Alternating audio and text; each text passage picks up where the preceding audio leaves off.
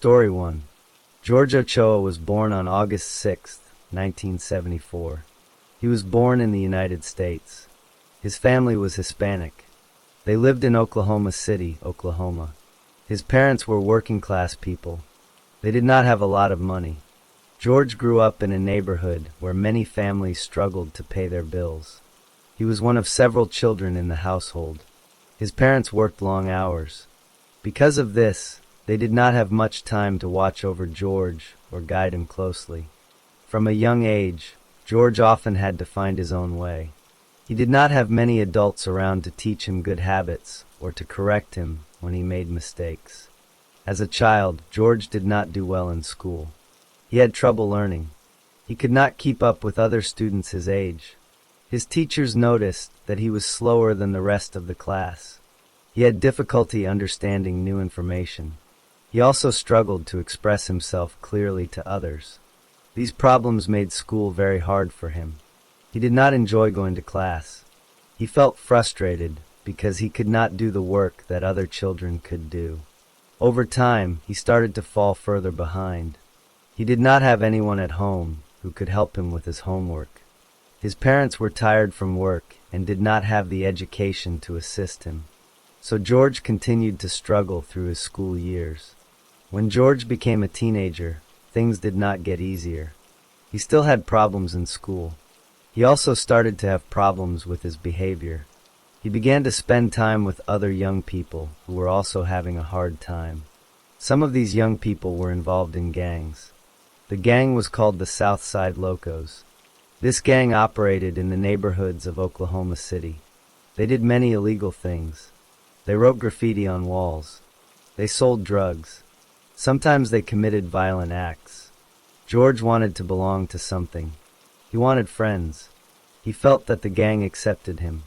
He told other people that he was a member of the South Side Locos. He also got a tattoo on his body that showed he was part of the gang. The tattoo was a symbol that gang members used. This was his way of showing loyalty to the group. During his teenage years, George also started using drugs and alcohol. He drank alcohol regularly. He also used illegal drugs. These substances made his problems worse.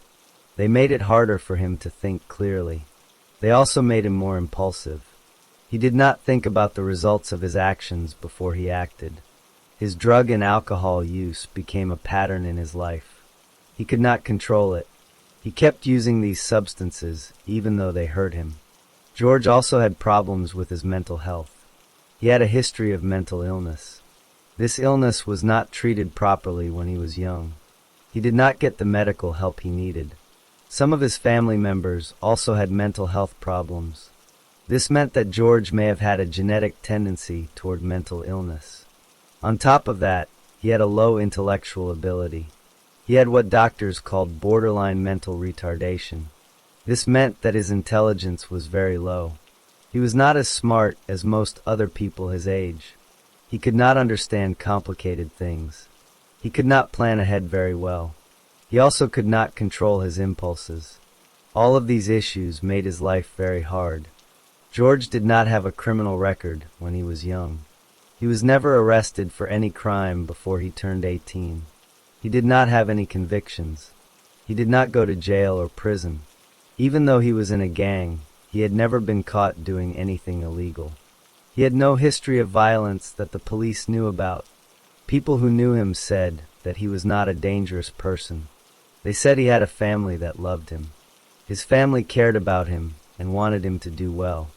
But George could not seem to get his life on track. He did not have a steady job. He did not have a good education. He drifted from place to place. He spent time with people who were not good influences. George continued to live in the Oklahoma City area. He did not have a stable life. He moved around a lot. He did not have a clear purpose. He spent his days with his friends from the gang. They would hang out together. They would drink and use drugs. They did not think about the future. George did not have anyone who could guide him toward a better path. He was young and lost. His mental problems and his drug use kept him from making good choices. His family still cared about him, but they could not control him. He was becoming an adult, but he did not have the skills to succeed in life. By the time George was 18 years old, he was still living the same way. He did not have a job that paid well. He did not have a place of his own. He stayed with friends or family when he could. He continued to use drugs and alcohol.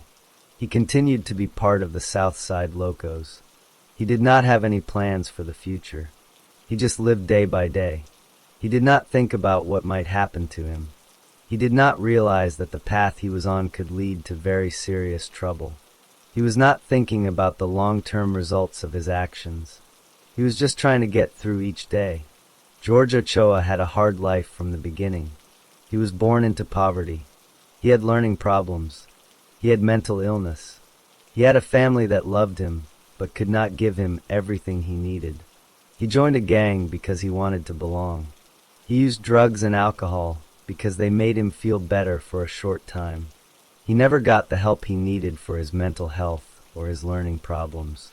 By the time he was an adult, he had already built a pattern of bad decisions. His life was unstable. He was not prepared to handle difficult situations. All of these things from his past would eventually lead him to a very dark place. But at this point, George was just a young man living a troubled life in Oklahoma City. George Ochoa continued to live his life without direction. He spent his time with his friend Osvaldo Torres. Torres was also a young man from the same area. They both had ties to the Southside Locos gang. They spent their days and nights together. They drank alcohol and used drugs. They did not have jobs or money. They needed money to support their habits. So they began to think about stealing. They wanted to break into a house and take things they could sell or use. They did not have a specific plan at first. They just wanted to find an easy target. On the night of July 11th, 1993, Ochoa and Torres were together. They decided to commit a burglary. They chose a house at random. The house belonged to Francisco Morales and Maria Yanez. Morales was 38 years old. Yanez was 35 years old. They were a married couple. They lived in a home in Oklahoma City. They had 3 children living with them. The children included Maria's 14-year-old daughter Christina, Francisco's 11-year-old son, and a younger child. The family was asleep in their home when Ochoa and Torres made their decision. Ochoa and Torres drove their car to a friend's house. They parked the car there. They did not want their car to be seen near the house they planned to rob. A witness saw them park the car. This witness watched as one of the men opened the trunk. The man took a gun out of the trunk. He put the gun inside his pants. The witness later said that the gun was not very large. She also said that the man who took the gun was not Ochoa, but the other man. However, she could identify Ochoa as being there. This gun was later found to be different from the gun used in the murders. But it showed that the men were armed that night. After parking the car, Ochoa and Torres walked to the Morales home. It was very late at night, in the early morning hours of July 12th, 1993. The street was dark and quiet. The family inside was sleeping. Ochoa and Torres approached the front door. They forced the door open. They broke into the house by kicking it in or prying it open. The noise of the door breaking woke some of the children, but the adults were still asleep in their bedroom. Once inside, Ochoa and Torres moved quickly. They went directly to the bedroom where Francisco Morales and Maria Yanez were sleeping. Ochoa was the one who entered the bedroom first. He was wearing a black t-shirt. Torres was wearing a white t-shirt. Ochoa had a gun in his hand. He began shooting at the couple while they were still lying in bed. He fired many shots. Francisco Morales was shot 12 times. Maria Yanez was shot 11 times. The gunshots were very loud. The victims did not have time to defend themselves. They died in their bed from their wounds. The sound of the gunfire woke Maria's daughter Christina. She was 14 years old. She did not know what was happening at first. She called 911 right away. She told the operator that she thought her stepfather Morales might have been firing the gun. She was scared and confused. After she hung up the phone, she opened her bedroom door just a little. She looked out into the hallway and saw the living room. The light was on in the living room. She saw two men standing there. One was wearing a white t-shirt. The other was wearing a black t-shirt. Christina saw that the man in the black t-shirt had something in his hand. She did not know what it was because it was dark, but she could see the men clearly enough to remember their faces. She was afraid and did not say anything to them. She stayed in her room. Christina's stepbrother, who was 11 years old, also woke up. He was the son of Francisco Morales. He was in his bedroom when he heard the shots. He looked out from under his bed. He saw a man in a black t-shirt shoot his father. He could not see the man's face clearly, but he saw the shirt and the action. He was very scared. He hid under his bed and stayed there. Ochoa and Torres did not stay in the house for long after the shooting. They took only a purse from the home. They did not take anything else of value. They left the house quickly. They walked away from the house. They did not run. They walked calmly down the street. They had just killed 2 people and left 3 children in the house. The children were alone with their dead parents. The 911 call that Christina made brought police to the area. Officers were on their way to the house. While they were driving toward the scene, they saw 2 men walking nearby.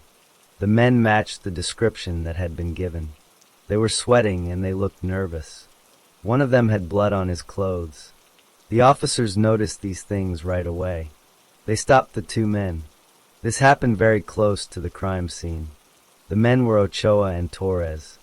The police had found them quickly because they were still nearby. At this point, the police had not yet questioned the children. They had not yet made a formal identification, but they had the 2 men in custody. The officers took Ochoa and Torres back to the crime scene. They kept them there while they investigated the house. Inside the house, the police found the bodies of Francisco Morales and Maria Yanez. They also found the 3 children. The children were frightened and upset. Christina had seen the 2 men. Her stepbrother had seen the shooting. The police knew that the children were witnesses. Later, Christina was taken to the police station. She was shown photographs. She was asked if she recognized anyone. At first, she said she did not know the men. She was scared. She was afraid that the men would come back if she told the police who they were. But eventually, she became more comfortable. She looked at the photographs again. She pointed to George Ochoa. She said he was the man in the black t-shirt. She also pointed to Osvaldo Torres. She said he was the man in the white t-shirt. She had seen them in her home that night. Her identification was very important because she was the only witness who could name the men. The police also found a witness who had seen Ochoa and Torres park their car earlier that night. This witness confirmed that Ochoa was there and that one of the men had a gun. The police also found that the men had no clear reason for choosing this house. The house was chosen at random. There was no connection between Ochoa or Torres and the family. The victims had never met them. They had no argument with them. They were simply in the wrong place at the wrong time. The family was asleep and defenseless. The evidence against Ochoa was strong. He was placed at the scene by Christina. He was seen with Torres before the crime. He was found near the scene shortly afterward. He was wearing a black t-shirt, which matched what Christina saw. The gun used in the shooting was not recovered at the scene, but the number of shots showed that the killer intended to kill both victims. Morales was shot 12 times and Yanez was shot 11 times. That is a very large number of shots. It showed that the shooter did not stop until both people were dead. There was no struggle. There was no attempt to help them. The killer simply shot them and left. The children were left in the house with the bodies. They had to wait for the police to arrive. They were traumatized by what they saw and heard. Christina had to identify the men who killed her mother and stepfather. Her stepbrother had to watch his father being shot. These children were innocent. They did nothing to deserve this. Their lives were changed forever in just a few minutes. Ochoa and Torres had planned to commit a burglary. They had brought a gun. They had broken into the house. But when they entered the bedroom, they did not just steal things. They shot the sleeping couple multiple times. The crime was brutal. It was not a simple robbery. It was an attack on two defenseless people.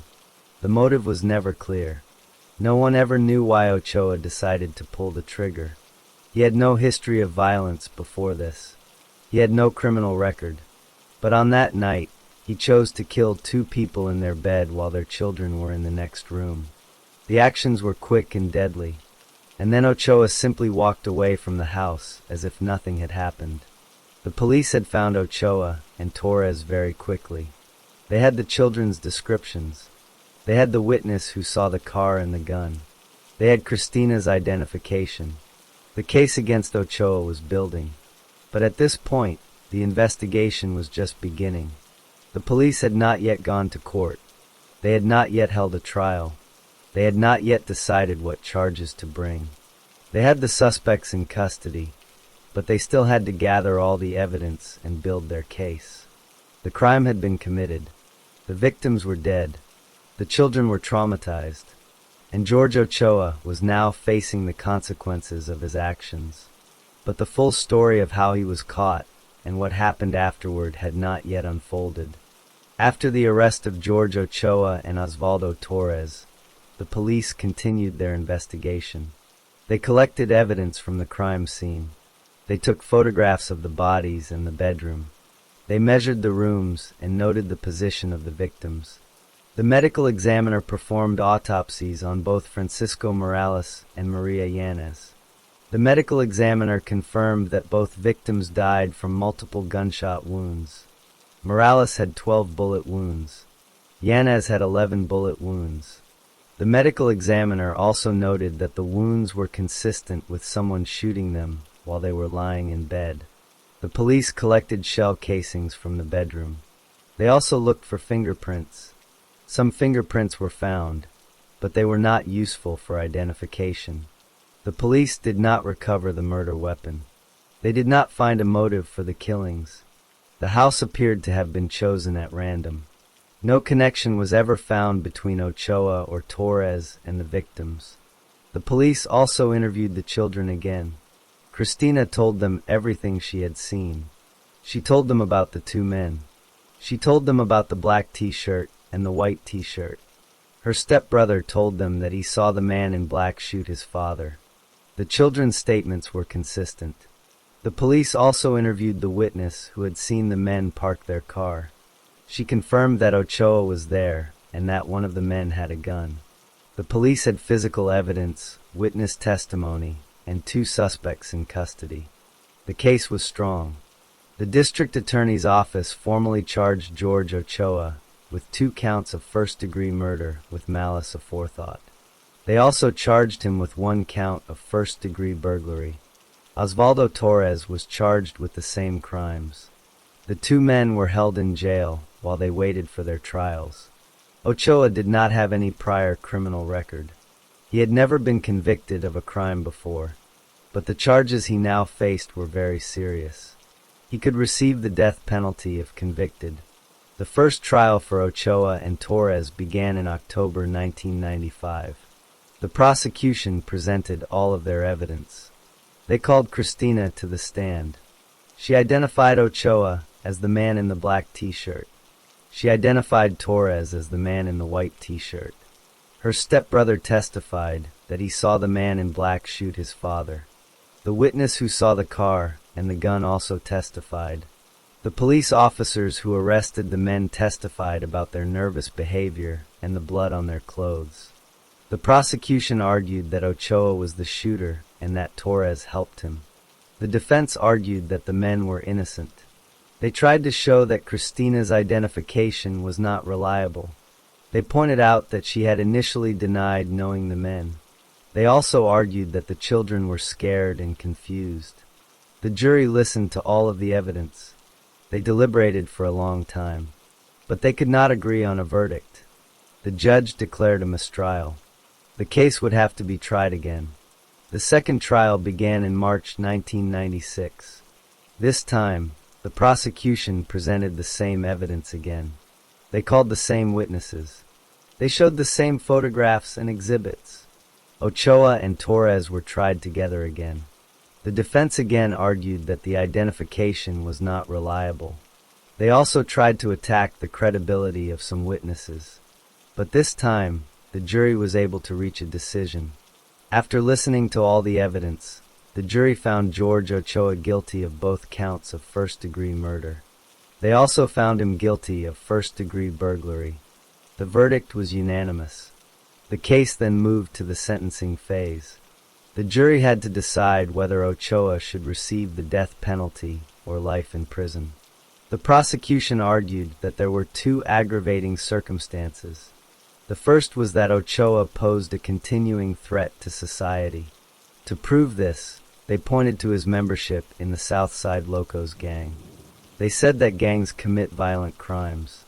They argued that Ochoa would continue to be dangerous if he was not executed. The second aggravating circumstance was that Ochoa knowingly created a great risk of death to more than one person. They pointed out that he killed two people. They also noted that there were 3 children in the house at the time. The children could have been killed too. The presence of the children made the crime even more dangerous. The defense presented mitigating evidence. They told the jury about Ochoa's difficult childhood. They talked about his low intelligence. They explained that he had borderline mental retardation. They told the jury that he had a history of mental illness. They also said that he had problems with drugs and alcohol. They pointed out that he had no criminal record before this crime. They also brought his family members to testify. His family said that they loved him. They asked the jury to show mercy. They asked for a sentence of life in prison instead of death.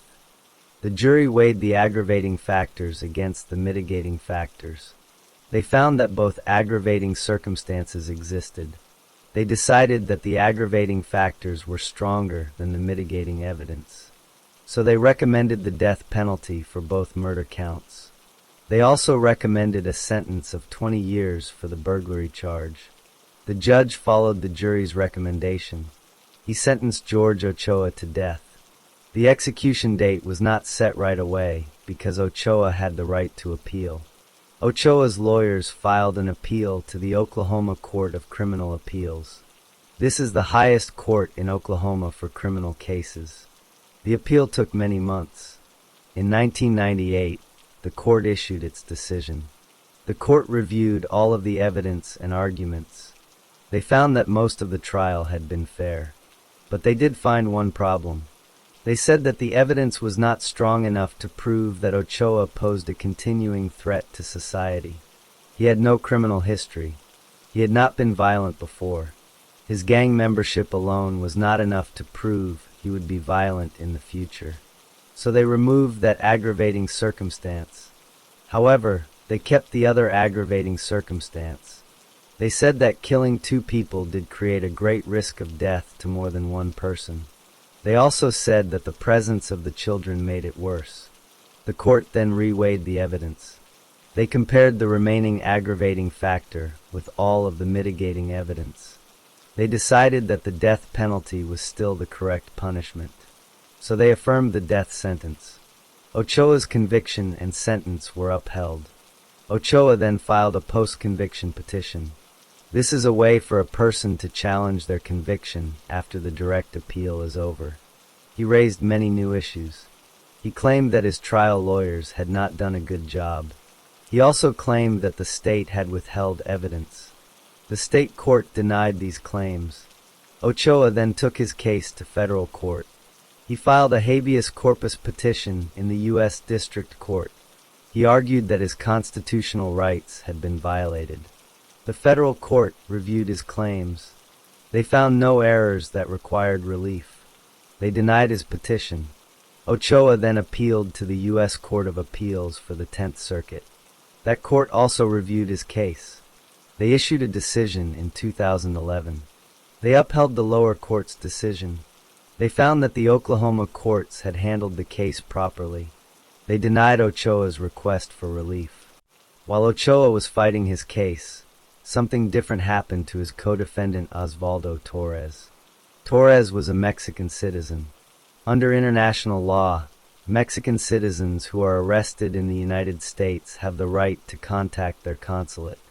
Torres was not given this opportunity when he was arrested. The Mexican government raised concerns about this. In 2004, the governor of Oklahoma, Brad Henry, decided to intervene. The governor did not overturn Torres's conviction, but he commuted Torres's death sentence. This means that the governor changed the punishment from death to life in prison without the possibility of parole. Torres would never be released, but he would not be executed. Torres later admitted that he had planned to burglarize the house. He said he never killed anyone. He said he did not know that Ochoa was going to kill anyone. Ochoa also tried to avoid execution by claiming that he was mentally retarded. In 2002, the U.S. Supreme Court ruled that executing mentally retarded people is unconstitutional. Ochoa's lawyers argued that he should not be executed because he had borderline mental retardation. The state court held a special jury trial on this issue in 2005. The jury had to decide if Ochoa was mentally retarded. They heard testimony from doctors. They heard about Ochoa's low IQ scores. They also heard that he had learned to read and write while in prison. The jury decided that Ochoa was not mentally retarded. They said that his intelligence was low, but not low enough to meet the legal definition of mental retardation. The court accepted this verdict. Ochoa's mental retardation claim was rejected. Ochoa also asked for clemency from the governor. In November 2012, the Oklahoma Pardon and Parole Board held a hearing. They listened to arguments from both sides. They considered Ochoa's case. They voted on whether to recommend that the governor reduce his sentence. The board rejected his request. They did not recommend clemency. Governor Mary Fallin had the final authority to stop the execution, but she chose not to intervene. The execution was scheduled for December 4th, 2012. Ochoa had been on death row for many years. He was now 38 years old. On the day of the execution, prison officials prepared the death chamber at the Oklahoma State Penitentiary in McAlester. Ochoa was given a final meal. He requested a large meat lover's pizza and a large Coke. He ate the meal around noon. The execution was set for 6 p.m. At 6:01 p.m., the prison officials raised the blinds on the windows. The witnesses could see into the death chamber. Ochoa was lying on the gurney. He raised his head briefly and looked at the witnesses. The deputy warden asked him if he had any last words. Ochoa spoke clearly. He said, "I'm innocent." Those were his only words. He did not confess. He did not apologize. He maintained that he did not kill anyone. At 6:02 p.m., the execution process began. The lethal injection drugs were administered into his body. Ochoa's eyes blinked several times. He chewed slightly on his lower lip. He lifted his head a little bit. Then his head fell back onto the gurney. His eyes closed. His body became still. The color drained from his face. At 6:07 p.m., the attending physician examined him. The doctor pronounced him dead. George Ochoa had been executed. In the witness room, 19 members of the victim's family watched. They had waited 19 years for justice. 5 members of Ochoa's family had also signed up to witness, but they did not show up. They were not in the room when he died. The execution was carried out without any major problems. Ochoa was the 10th person executed in Oklahoma in 2012. He was the 41st person executed in the United States that year. After the execution, Ochoa's body was taken from the prison. The case was officially closed. The victims' families could finally move forward. Francisco Morales and Maria Yanez had been dead since 1993. Their children had grown up without them. They had lived through the trauma of the murders and the long years of court proceedings.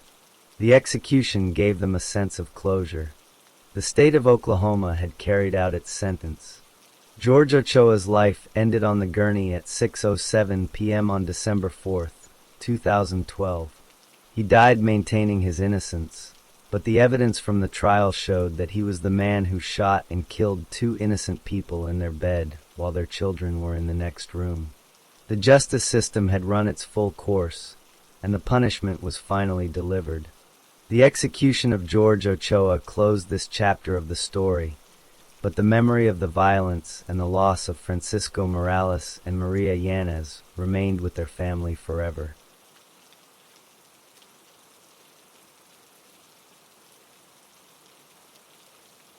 Story 2. Richard Dale Stokely was born on September 9, 1952. He grew up in a family that was not stable. He did not know his father. His father was not present in his life. Richard was raised by different family members at different times. He moved from one relative to another. This meant he did not have a steady home life as a child. His childhood was difficult. People who studied his life later said that he had a chaotic and abusive childhood. He did not have a normal family structure. He was moved around a lot. This made it hard for him to form strong bonds with people. He did not have a consistent parent figure to guide him. As he grew older, Richard began to have problems. He started drinking alcohol at a young age. He drank heavily for many years. He also used drugs at times. His drinking became a pattern that continued throughout his life. He drank regularly and in large amounts. He had 2 arrests for public drunkenness in 1977.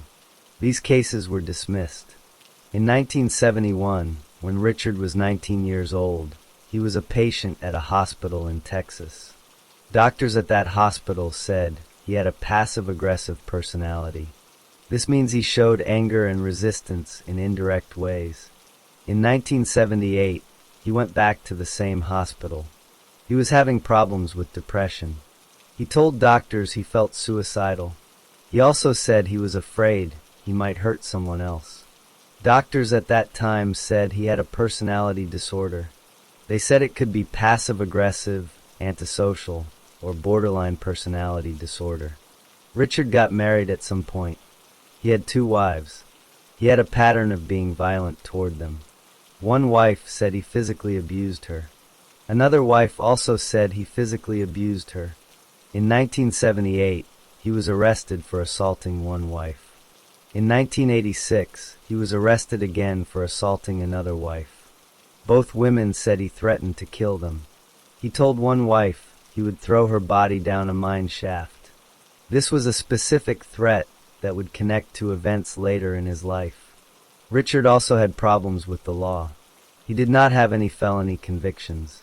This means he had never been found guilty of a serious crime. But he did have a number of arrests and misdemeanor convictions. In 1973, he was convicted of disorderly conduct. In 1986, he was convicted of driving while intoxicated. In 1989, he was convicted again of driving while intoxicated. In 1991, he was arrested for driving under the influence, but that case was dismissed. Richard had a pattern of head injuries. These injuries happened over many years. In 1982, he was hit with a heavy beer mug. This caused a serious injury to his skull. The injury was a compound depressed skull fracture. This means a piece of his skull was pushed inward. He had surgery for this injury. The doctors said it caused permanent damage to his brain. In 1986, he had another head injury. He jumped onto the hood of his wife's moving vehicle. His head hit the pavement. This caused more damage to his brain. About 1 year before the murders, he had another head injury. A wife hit him with a cast iron skillet. This caused a severe injury to his head. These head injuries had effects on Richard's behavior. Doctors later said he had brain damage from these injuries. The damage was in the frontal area of his brain. This part of the brain controls impulse control and judgment. He also had damage in the parietal lobe of his brain. This part of the brain affects memory and understanding. Richard had a history of impulsive behavior. He acted without thinking about the consequences. He had difficulty controlling his emotions and impulses. He also had problems with his temper. He would get angry quickly. He had trouble making good judgments. He often failed to think ahead about what might happen because of his actions. Richard did not have a steady job. He worked as a stuntman in Old West reenactments. These were shows where people acted out scenes from the Old West. He would perform dangerous stunts for the shows. This job was not a regular full-time job. He moved from place to place for work. In 1991, Richard was 38 years old. He was living in the area around Elfrida, Arizona. He was still working as a stuntman. He was still drinking heavily. He had a pattern of being irresponsible throughout his life. He ran from responsibility. He lived in what he later called a fantasy world. He did not have stable relationships or a stable life. A doctor who studied Richard later said his brain was moderately to severely impaired because of the head injuries. The doctor said this caused problems with impulse control. The doctor also said Richard had above average intelligence. His IQ was measured at 128. This means he was smart, but his brain injuries still affected his behavior and judgment. Richard had a history of threatening violence. He threatened his wives with death. He threatened to throw them down a mine shaft. This was a very specific threat. He knew about mine shafts because of where he lived. He had knowledge of the area around Elfrida. He knew about abandoned mines and mine shafts. By the time he was 38, Richard had a long history of problems. He had alcohol abuse. He had head injuries that caused brain damage. He had mental health issues. He had a personality disorder. He had a pattern of violence toward women. He had a pattern of irresponsible behavior. He had a pattern of not taking responsibility for his actions. In the days before the crime, Richard was in Elfrida, Arizona. He was there for a 4th of July weekend celebration. This was in early July 1991. He was working as a stuntman for the celebration. He was with other people at the celebration site. He was drinking alcohol. People saw him drinking beer and whiskey. Richard had a friend named Randy Brazil. Randy was 19 years old. Richard was 38. They were together during the celebration. They were both drinking. Richard was older than Randy. He had been drinking for many years. He had a pattern of making bad decisions when he was drunk. The town of Elfrida is in southeastern Arizona. It is a small town. People there know each other. The community celebration was a big event for the town. Many people attended. Children camped out at the celebration site. Richard was at the celebration. He was there to work. But he was also there because he lived in the area. Richard knew about an abandoned mine shaft near Gleason, Arizona. He had knowledge of the area. He knew where the shaft was located. He knew how to get there. This knowledge would become important later. Richard had a knife. He carried a knife with him. He had used the knife for various purposes before. He also had a car. He used his car to get around. He had a pair of pants that he wore. He had shoes that he wore. All of these items would become relevant later. On the night of July 7th, 1991, Richard was at the celebration site. He had been drinking. He was with Randy Brazil. They were at the campsite where children were staying. There were many children at the site. 2 of these children were 13-year-old girls. Richard had problems with alcohol. He had a history of drinking heavily. On that night, he drank even more. People later said he appeared drunk. But he was not so drunk that he could not move around. He could still walk and talk. He could still make decisions. Richard had a pattern of not thinking about consequences. He acted impulsively. He did not think ahead about what might happen because of his actions. This pattern had been going on for many years.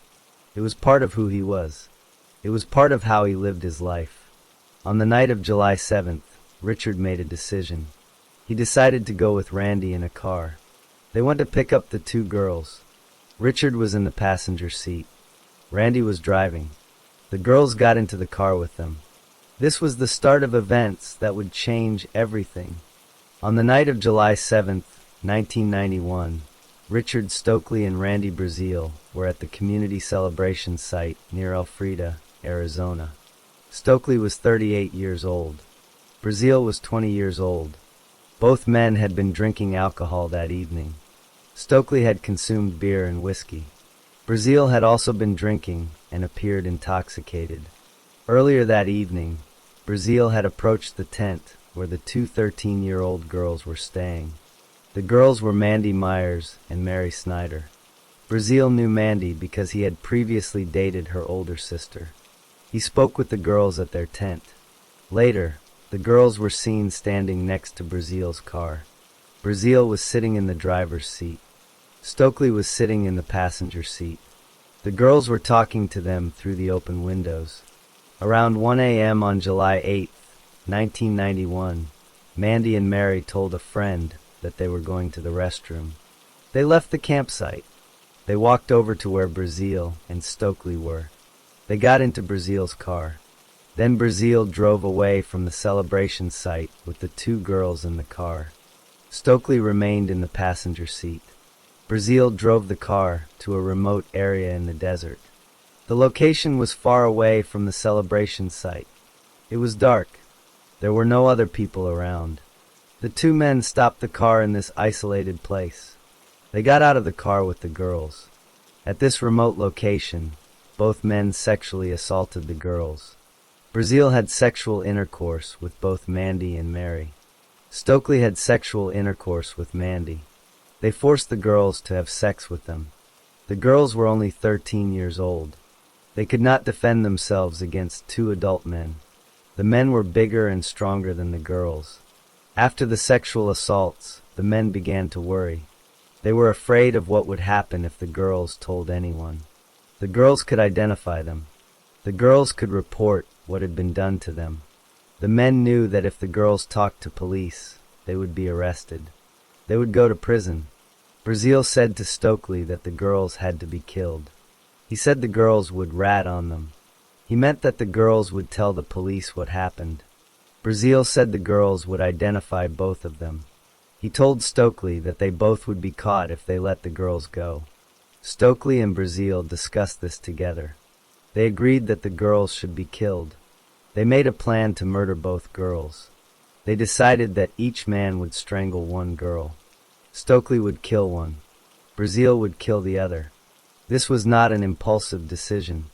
They talked about it and agreed to do it. They put their plan into action. Stokely grabbed one girl. Brazil grabbed the other girl.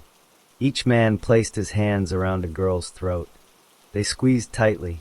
They cut off the girl's air supply. They applied pressure to the neck.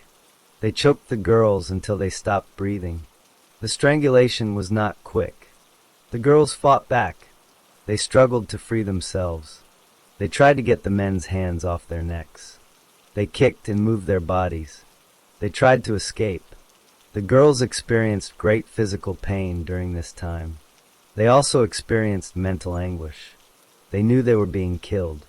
They were afraid and terrified. The men did not let go. They kept squeezing. They applied pressure for several minutes. Then they would relax their grip for a moment. Then they would squeeze again. This repeated pattern was later seen in the injuries.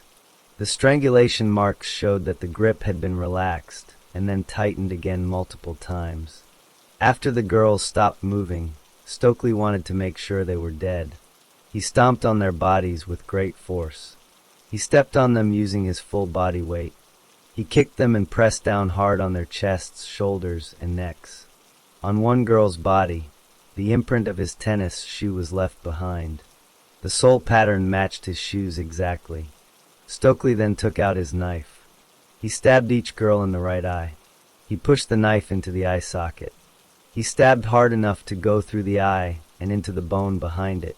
On one girl, the eyeball completely collapsed from the stab wound. The other girl was also stabbed in or near the right eye. These stabbings were done after the strangulation or when the girls were nearly dead. The stabbings were not meant to cause death. They were acts of unnecessary violence done to ensure the girls could not survive. The men then stripped the girls of their clothes. They dragged the bodies across the ground. They pulled them to a nearby abandoned mine shaft. This was the shaft that Stokely knew about. He had knowledge of this area. He knew where the shaft was located. He had even mentioned a mine shaft before. The shaft had water in it at the bottom. It was deep and dark. Stokely and Brazil moved heavy timbers that covered the top of the shaft. They lifted these timbers. They threw the nude bodies of the two girls down into the shaft. The bodies fell into the water below. They sank into the muddy water at the bottom. The men then replaced the timbers to cover the shaft. They tried to hide what they had done. After dumping the bodies, the men took the girls' clothes. They took these clothes to another location. They burned the clothes. They wanted to destroy all evidence that connected them to the girls. They believed that without the bodies and the clothes, they could not be linked to the murders. The men drove away from the area. They left the desert. They went their separate ways. Brazil drove his car. He had semen stains on the hood of his car. The car also had dents on the hood that matched the shape of a human body. There were palm prints on the hood. These prints belonged to Brazil. In the back seat of the car, there were semen stains. These stains matched Stokely's DNA. There was also blood on the back seat. There was a pair of bloody men's pants in the car. After the crime, Stokely went to Benson, Arizona. He called a woman in Elfrida. He asked her to send someone to pick him up. The woman asked him about the missing girls. She knew that Mandy and Mary had disappeared from the celebration. Stokely told her, "What girls? I don't know anything about any girls." He lied to her. He pretended he did not know about the girls or what had happened to them. Meanwhile, back at the celebration site, people had noticed that Mandy and Mary were gone. Their friends had realized they never came back from the restroom. People began looking for them. They could not find them. The families of the girls became worried. They started asking questions. They reported the girls missing. People in the small town were concerned. They knew something was wrong. Stokely's behavior was strange. He had left the celebration site. He was now in a different town. He had called for help to get picked up. He denied knowing about the girls, but his clothes looked different. His pants looked as if they had been cut off at the knee. There were blood stains on his shoes. He looked like he had been in some kind of struggle. He did not explain why his pants were cut or why there was blood on his shoes. Other people at the celebration site also noticed that Stokely and Brazil had been gone during the night. They remembered seeing the men with the girls earlier. They put pieces together. They connected the disappearance of the girls to the two men. But at this point, they had not yet taken formal action. They only suspected something was wrong. They told other people what they had seen. The girls' families were desperate. They wanted to find their children. They waited for news. They hoped the girls would come back. They did not know what had happened to them. The town was full of worry and fear. Everyone was talking about the missing girls. Everyone was looking for answers. But Stokely kept denying any involvement. He acted as if he had no idea why everyone was looking for the two girls. The car that Brazil was driving had evidence inside it. The stains on the hood and back seat were proof that something bad had happened. The bloody pants and the dents on the hood were all clues. But at this time, these items had not yet been examined by investigators. The men thought they had gotten away with the crime. They thought they had hidden the bodies and burned the clothes. They thought no one would find out what they did. However, the evidence was all there. The semen, the blood, the shoe prints, the dents on the car, the knife wounds, the stomp marks, the bodies in the mine shaft, and the burned clothes were all waiting to be discovered. The crime was brutal and clear. The two men had planned and carried out the murders step by step. They had raped the girls, strangled them, stomped them, stabbed them, and thrown them into a shaft. They had burned their clothes to hide the truth. But the truth could not be hidden forever. The families and the townspeople were not going to stop looking. They wanted justice for the two 13-year-old girls. And soon, the evidence would lead directly to Stokely and Brazil. The day after the murders, July 9th, 1991, Randy Brazil drove his car to Chandler, Arizona. He went to the police department there. He surrendered himself to the officers. He told them he was involved in the disappearance of the two girls. Brazil gave his car to the police for them to examine. The police took the car and began to inspect it carefully. They found the semen stains on the hood and in the back seat. They found the dents on the hood that matched the shape of a human body. They found palm prints belonging to Brazil. They found bloody pants in the car. They also found blood stains on the back seat. All of this evidence connected Brazil to the crimes. When Brazil turned himself in, the police in Chandler contacted other law enforcement agencies. They told them that Brazil had confessed to being involved. They also learned that Brazil had been with Richard Stokely that night. The police now knew that Stokely was also involved. On the same day, Stokely was in Benson, Arizona. He had called a woman in Elfrida to come pick him up. Before she could arrive, the police located Stokely at a truck stop in Benson. They arrested him there. When they took him into custody, they noticed blood stains on his shoes. They also saw that his pants looked like they had been cut off at the knee. The police took Stokely to the Benson police station for questioning. The police read Stokely his Miranda rights. These are the rights that tell a person they can remain silent and have a lawyer present. Stokely understood his rights. He agreed to speak with the officers. At first, he denied knowing anything about the girls. He told the police he had no idea what happened to them. He pretended that he had not seen them that night. The police then told Stokely that Brazil had been arrested and was talking to them.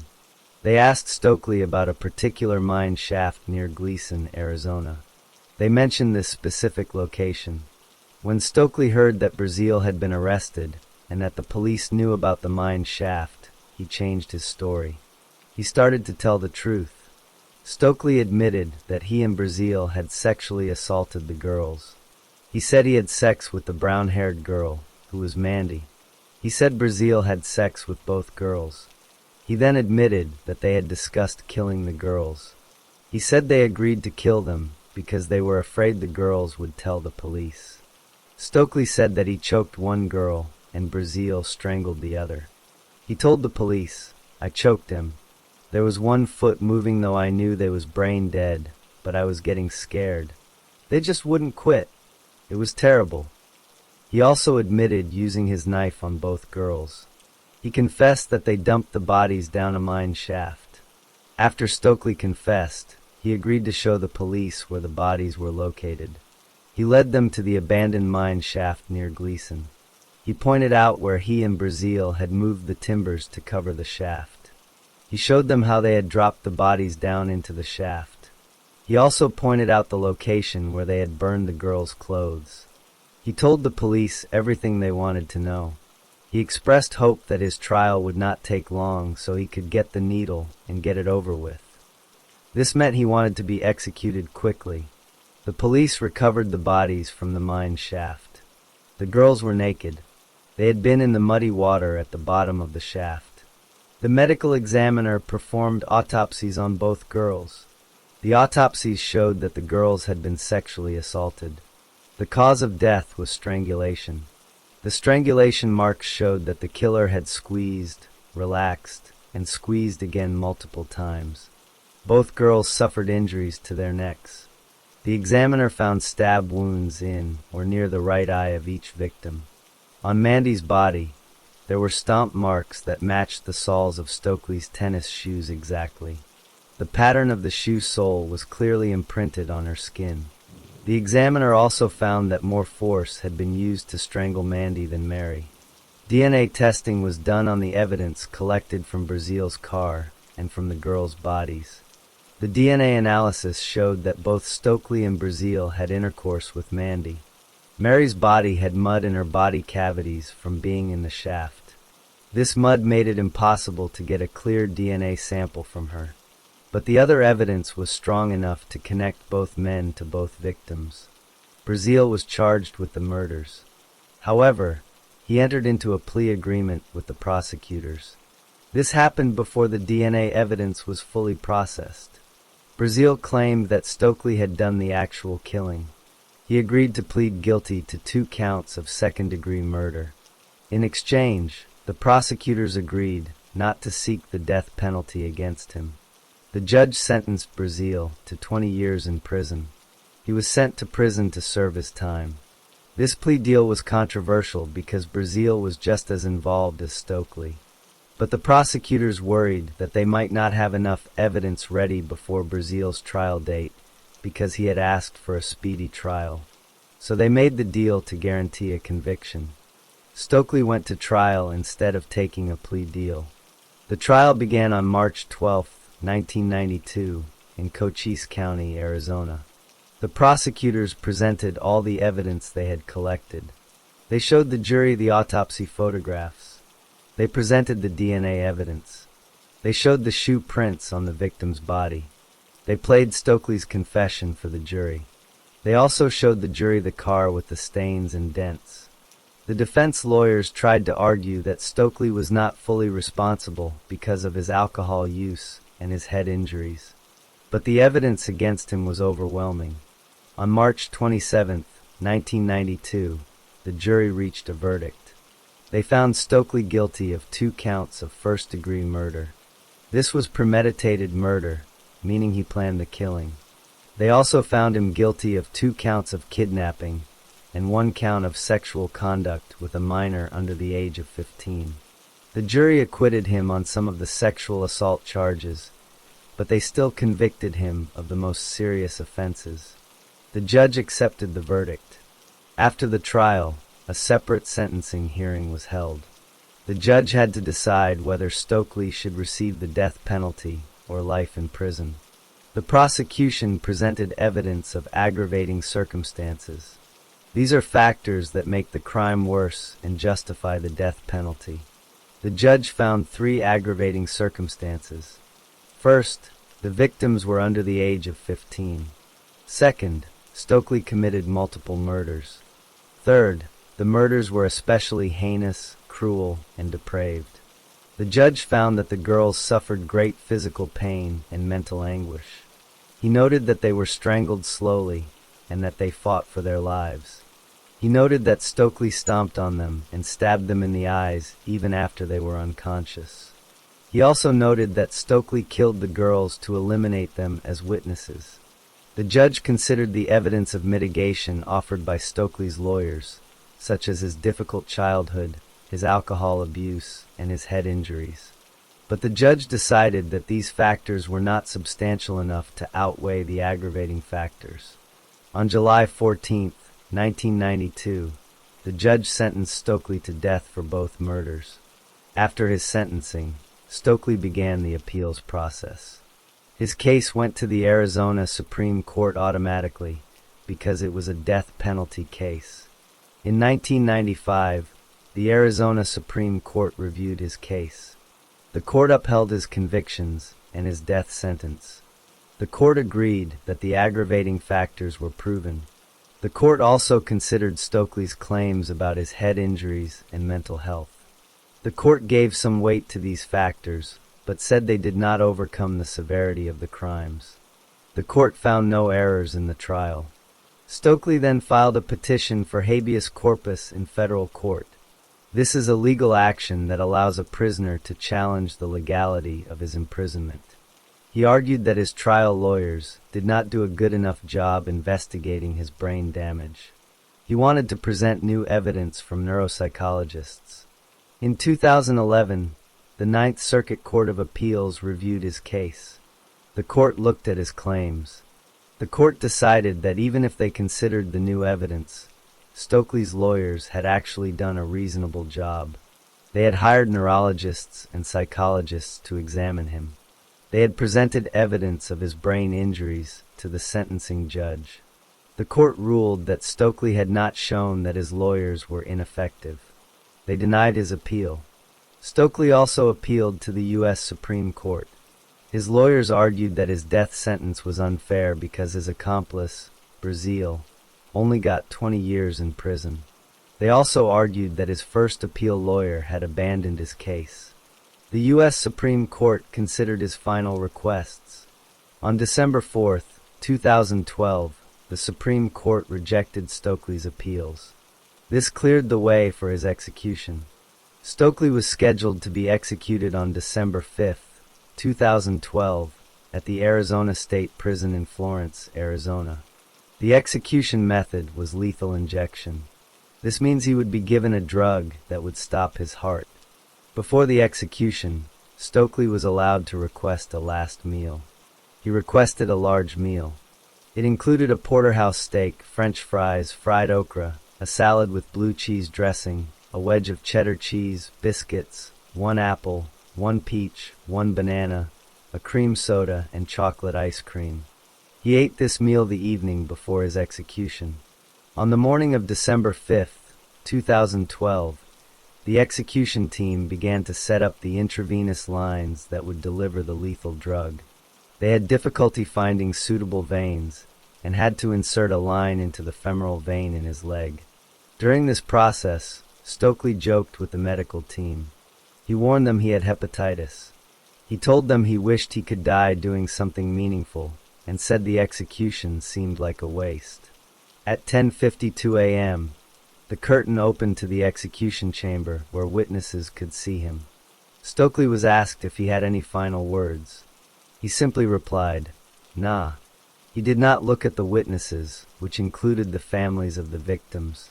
The execution team administered the first dose of pentobarbital, the lethal drug. Stokely lost consciousness within 5 minutes. A second dose was then given. At 11:03 a.m., his body convulsed once. He was pronounced dead at 11:12 a.m. The execution was completed. After the execution, the families of the victims spoke to the media. Patty Hancock, Mandy Myers' mother, said that Stokely was a coward from the beginning and died a coward.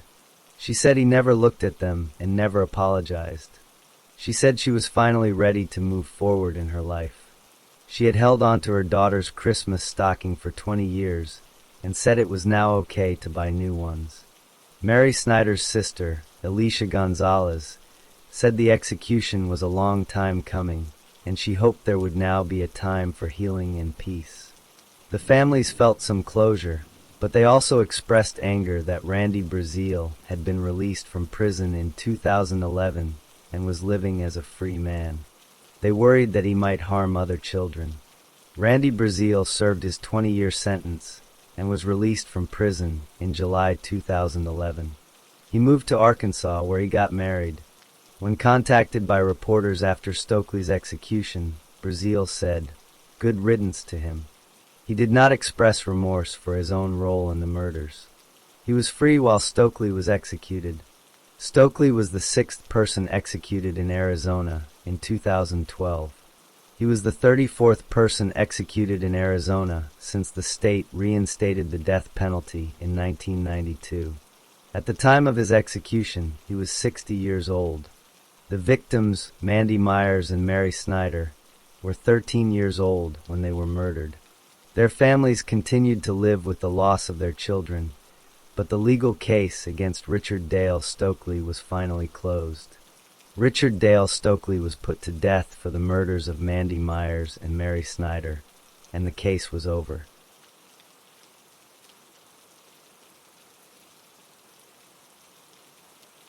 Story 3. Manuel Pardo Jr. was born on September 24, 1956, in New York. He grew up there during his childhood and teenage years. At some point later in his life, he moved to Florida. Not much is recorded about his parents or whether he had siblings, but his early years appear to have been ordinary. He was a Boy Scout when he was young, which was a common activity for many boys at that time. As a young adult, Pardo decided to join the United States Navy. He served during the 1970s. While in the Navy, he performed well. He earned several honors, including awards for good conduct and for sharpshooting. He learned how to handle firearms properly and followed military discipline. His service was successful, and he was honorably discharged from the Navy in February 1978. This meant he left the military in good standing. After leaving the Navy, Pardo needed a job. He worked briefly as a bank clerk, but he did not stay in that position for long. He had a different goal in mind. He applied to join the Florida Highway Patrol, which is a state police agency. He was accepted into their training academy. At the academy, he studied very hard and worked diligently. His efforts paid off because he graduated at the top of his entire class. He was named the class valedictorian, which is the highest academic honor given to the student with the best grades. This achievement showed that he was capable and intelligent. After graduating from the academy, Pardo became a trooper with the Florida Highway Patrol. He worked as a law enforcement officer on the roads. However, trouble soon started. During his time with the Highway Patrol, he began falsifying traffic tickets. This means he wrote tickets that were not true or were made up. His supervisors discovered this misconduct and started an investigation into his actions. In January 1980, before the investigation could finish or result in formal discipline, Pardo resigned from the Florida Highway Patrol. He left the agency to avoid being fired. Even though he had resigned under a cloud of suspicion, Pardo was still able to find another job in law enforcement. He was hired by the police department in Sweetwater, which is a small city in Miami-Dade County, Florida. He became a police officer there. For a time, he performed well in his new role. His superiors praised him for his work, and at one point he even saved the life of an infant who had stopped breathing. This was a positive event in his career. But again, problems followed him. In 1981, Pardo was one of 4 Sweetwater police officers who were charged with brutality. This meant they were accused of using excessive force or mistreating people. The cases went to court, but eventually they were dismissed. The charges did not stick, and Pardo continued working as a police officer. He also pursued his education during these years. He earned 2 college degrees, one in criminology and one in business management. This showed that he valued education and wanted to improve himself. A major turning point came in January 1985. Pardo flew to the Bahamas. He went there to testify at a trial. The trial was for a former Sweetwater police officer who had been accused of drug smuggling. When Pardo took the witness stand, he lied under oath. He told the court that he and the accused officer were international undercover agents working together. This statement was completely false. There was no such undercover operation. His lie was discovered, and this was a serious offense for a police officer. Because of this dishonesty, the Sweetwater Police Department fired him in 1985. He lost his job as a police officer. After being fired, Pardo did not find new regular employment in law enforcement. He was now in his late 20s and had a reputation for dishonesty. He had a wife, and they had a daughter whom he called Michi Baby. He had a brother-in-law as well, who was connected to other people. Through his brother-in-law, Pardo met a man named Rolando Garcia. Garcia was a laborer who worked with his hands and had ties to people involved in drugs and other illegal activities. Pardo began spending time with Garcia. During this period of his life, Pardo developed some unusual personal interests. He collected items related to Nazi Germany. This included Nazi memorabilia, books, and other objects. He also owned a dog and had a swastika tattoo placed on the dog's leg. He read many books about Nazism and expressed admiration for Adolf Hitler, calling him a hero in later statements. He also kept a personal diary and had a fascination with taking photographs and burning them in a special ashtray to capture what he called spirits. These were strange behaviors and interests, but at the time, they were just part of his personal life and did not yet connect to any criminal acts. By early 1986, Pardo was unemployed, had been fired from 2 law enforcement agencies, and was spending time with Garcia. He was no longer a police officer, but he still had his knowledge of police procedures, his training with weapons, and his skills from the military. He was looking for money and opportunities. He had access to firearms and understood how to use them. His relationship with Garcia would grow closer, and they began to discuss plans together. Pardo also had connections to people involved in the drug trade, including a man named Ramon Alvaro, for whom both he and Garcia sometimes did work. Pardo believed that drug dealers were bad people who did not deserve to live, and he held strong, rigid opinions about right and wrong. His life had taken many turns, from a promising military career and a top-ranked police recruit to a fired officer with no job and strange beliefs. He was now in a situation where he had few legal options for making a living and was surrounded by people who operated outside the law. After being fired from the Sweetwater Police Department in 1985, Manuel Pardo had no steady job and no legal income. He continued to spend time with Rolando Garcia, the laborer he had met through his brother-in-law. Both men were connected to Ramon Alvaro, a man who was involved in selling drugs. Pardo and Garcia occasionally did small jobs for Alvaro, but by January 1986, Pardo had decided to take more direct action. He believed that drug dealers were worthless people who did not deserve to live. He also wanted money and drugs to sell. So he and Garcia began making plans to rob and kill drug dealers instead of simply working for them. On January 22, 1986, Pardo and Garcia went to the home of a man named Mario Amador. Amador was 33 years old and worked as a civil engineer, but he also sold cocaine on the side. Pardo and Garcia told Amador they wanted to buy 2 kilograms of cocaine from him. They arrived at his residence carrying a briefcase. Amador believed the briefcase contained cash to pay for the drugs, but inside the briefcase was not money. Instead, it contained a .22 caliber semi-automatic pistol that had a silencer attached to it. While Amador was busy getting the cocaine ready, Pardo pulled out the pistol. He shot Amador multiple times in the head and torso.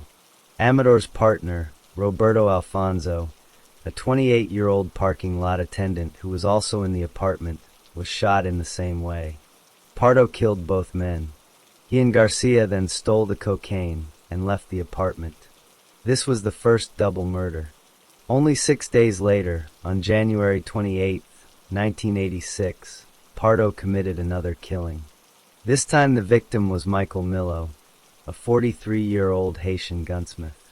Millo had made silencers for Pardo in the past, but Pardo had learned that Millo was a federal government informant. This meant Millo was giving information to law enforcement authorities. Pardo became very worried that Millo might be setting him up to be arrested, so he decided to eliminate that threat.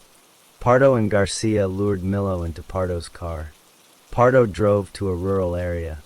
Once they were in a secluded spot, Pardo pulled out a 9mm Smith & Wesson handgun and shot Millo in the head. Millo died instantly. After the shooting, they dumped Millo's body in a remote area. Then they drove Millo's own vehicle into a canal to hide it.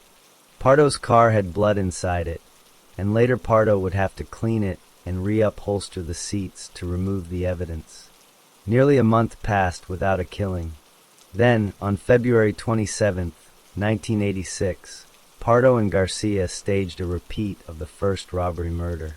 This time they were sent by their boss, Ramon Alvaro, to buy 3 kilograms of cocaine from a man named Luis Robledo.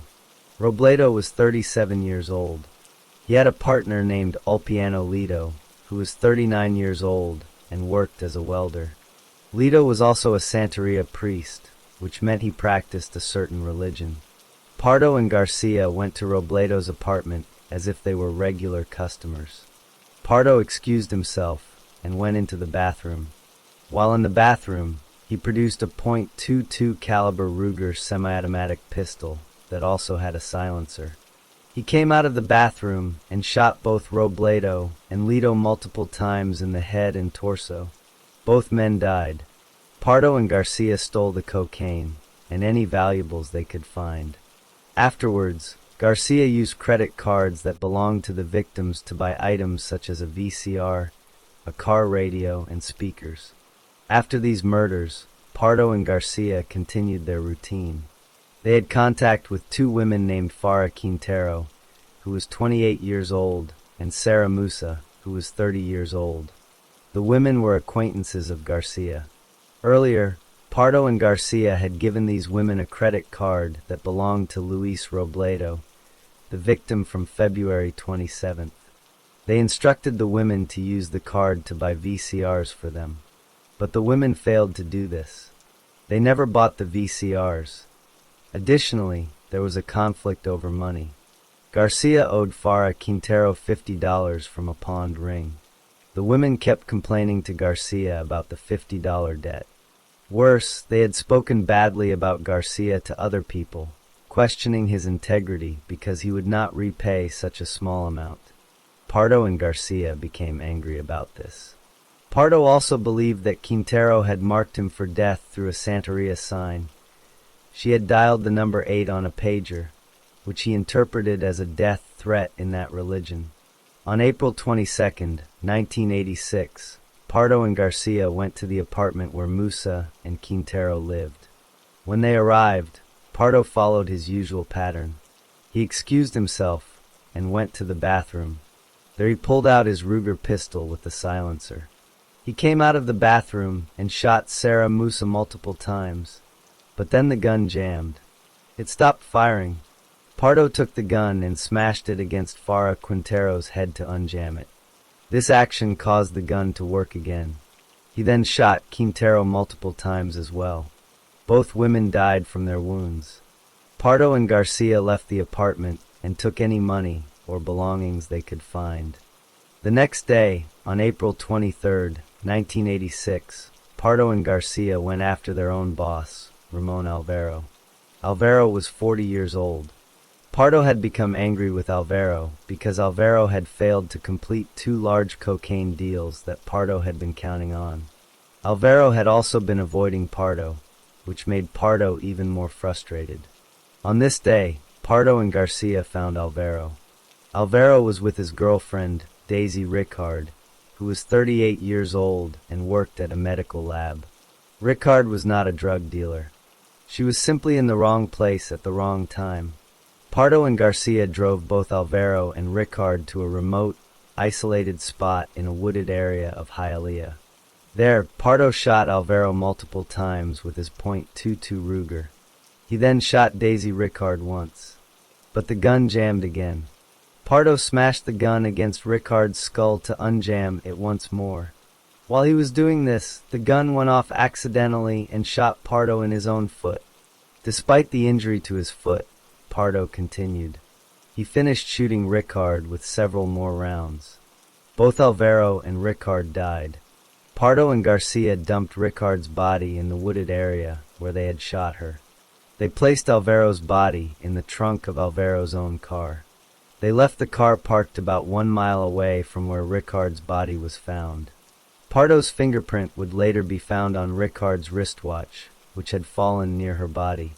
After killing Alvaro and Ricard, Pardo needed medical treatment for his injured foot.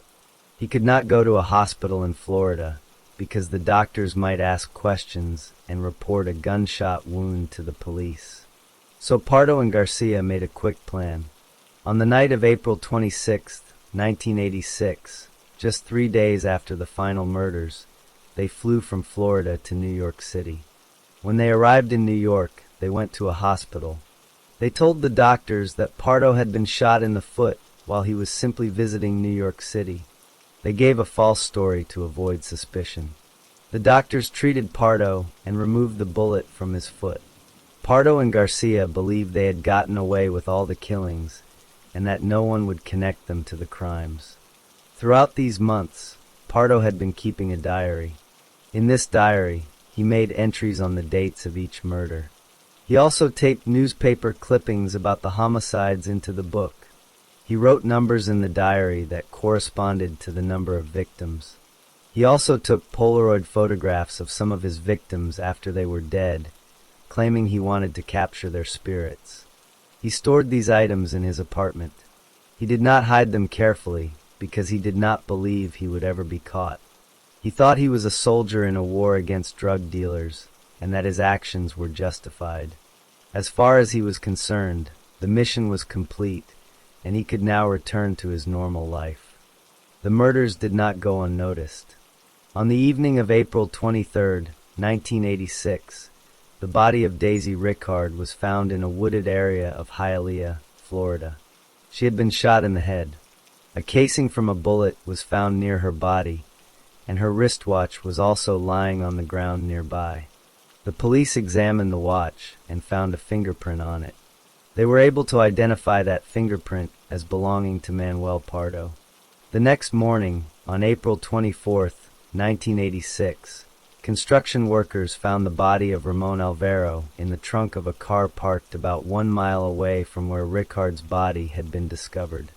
Inside the trunk, police also found Ricard's missing shoe and 2 more .22 caliber casings.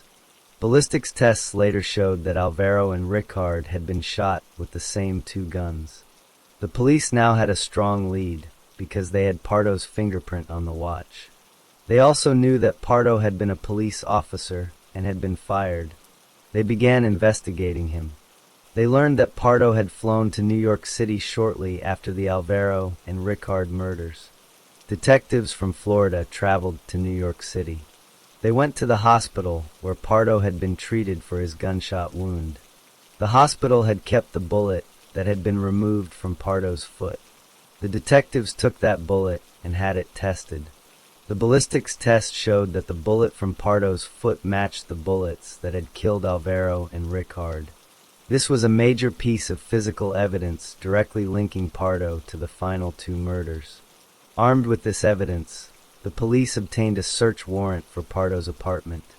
When they searched his home, they found many incriminating items. They found a spent bullet casing that matched a casing found in Alvaro's car. They found credit cards that belonged to some of the victims. They found a calendar book or diary that had Pardo's handwriting. In this diary, Pardo had made entries on the dates of each of the 9 murders. He had also taped newspaper clippings about the homicides into the book. He had written numbers in the diary that corresponded to the number of victims he had killed. Additionally, they found his collection of Nazi memorabilia. The police also discovered that Pardo had taken Polaroid photographs of some of his victims after they were dead and had burned those photos in a special ashtray to capture their spirits, as he had described. The investigation also benefited from witness testimony. A friend of Garcia's came forward to the police. This man was scared because Garcia and Pardo had shown him photographs of the murder victims and boasted about their crimes. He told the police what he had seen and heard. Additionally, the police discovered that Garcia had been using the credit cards stolen from the victims to buy items like a VCR, speakers, and a car radio. These purchases were tracked and connected to Garcia. Pardo was arrested and taken into custody. Garcia was arrested on May 23, 1986. Both men were charged with multiple counts of first-degree murder and other related offenses. During the trial, Pardo's defense lawyer advised him not to testify. But Pardo ignored this advice. He took the witness stand and gave a long statement. He openly admitted that he had intentionally killed all 9 victims. He did not try to deny the acts. Instead, he claimed that he was not guilty by reason of insanity. He argued that he believed the victims were drug dealers who had no right to live, and that he was doing society a favor by killing them. He called himself a soldier in a war against drugs. He insisted that he was sane, even though his lawyer was presenting an insanity defense. The prosecutors presented evidence that Pardo himself had been involved in drug dealing, and that his main motive in several of the killings was robbery and financial gain. The jury considered all the evidence. They also heard from mental health experts. Several experts testified that Pardo was competent to stand trial and that he was legally sane at the time of the murders. After listening to all the testimony, the jury rejected Pardo's insanity defense. On April 15, 1988, the jury found him guilty of all 9 counts of first-degree murder, as well as the related robbery and firearm charges. During the penalty phase, Pardo again spoke against his lawyer's advice. He told the jury that he was ready for the death penalty and asked them to sentence him to death. The jury recommended the death penalty for each of the 9 murders. Their votes ranged from 8 to 4 in favor of death for some counts, up to 10 to 2 for others. On April 20th, 1988, the judge sentenced Pardo to death on all 9 murder counts. Pardo's accomplice, Rolando Garcia, was also tried and convicted. Garcia received death sentences as well, but his case went through many appeals and retrials. Eventually, after several trials and reversals, Garcia pled guilty to 4 counts of second-degree murder and was sentenced to 25 years in prison. Pardo did not stop fighting his sentence. He filed a direct appeal to the Florida Supreme Court, which was denied in 1990. He appealed to the United States Supreme Court, but that court refused to hear his case in 1991. Over the next 2 decades, he filed multiple post-conviction motions and habeas corpus petitions in state and federal courts. He claimed that his trial lawyer was ineffective, that evidence had been withheld, and that he had been incompetent to stand trial. All of these claims were rejected by the courts. The Federal Appeals Court upheld his conviction and death sentence in 2009. Finally, after all appeals were exhausted, the governor of Florida signed a death warrant for Pardo in October 2012.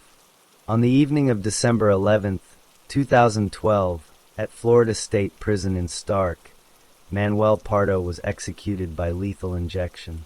His last meal consisted of roasted pork, red beans and rice, plantains, avocado, tomatoes with olive oil, pumpkin pie, eggnog, and Cuban coffee.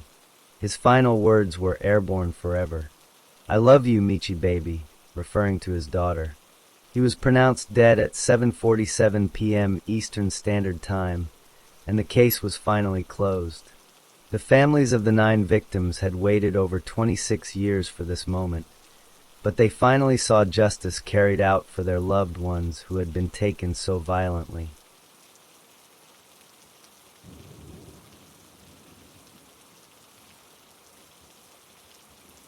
Story 4.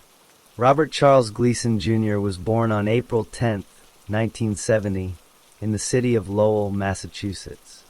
Lowell is located not far from Boston. He grew up in that area, but details about his parents and his earliest years are not widely recorded. What is known is that from a young age, Gleason struggled with serious problems. He began using drugs and drinking alcohol early in his life. These habits caused him trouble and stayed with him for many years. As a young man, Gleason did not settle down in one place for long. He moved from town to town. He had different jobs, but he found one skill that he was truly good at: tattooing.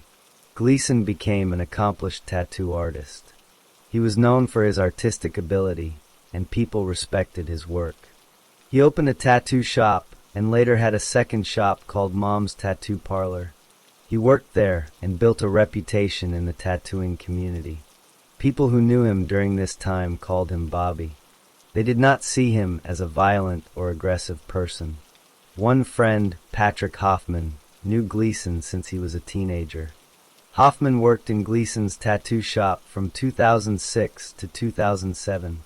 He described Gleason as a genuine nice guy and an all-around good person. Hoffman said that Gleason was never aggressive and that he was a great artist.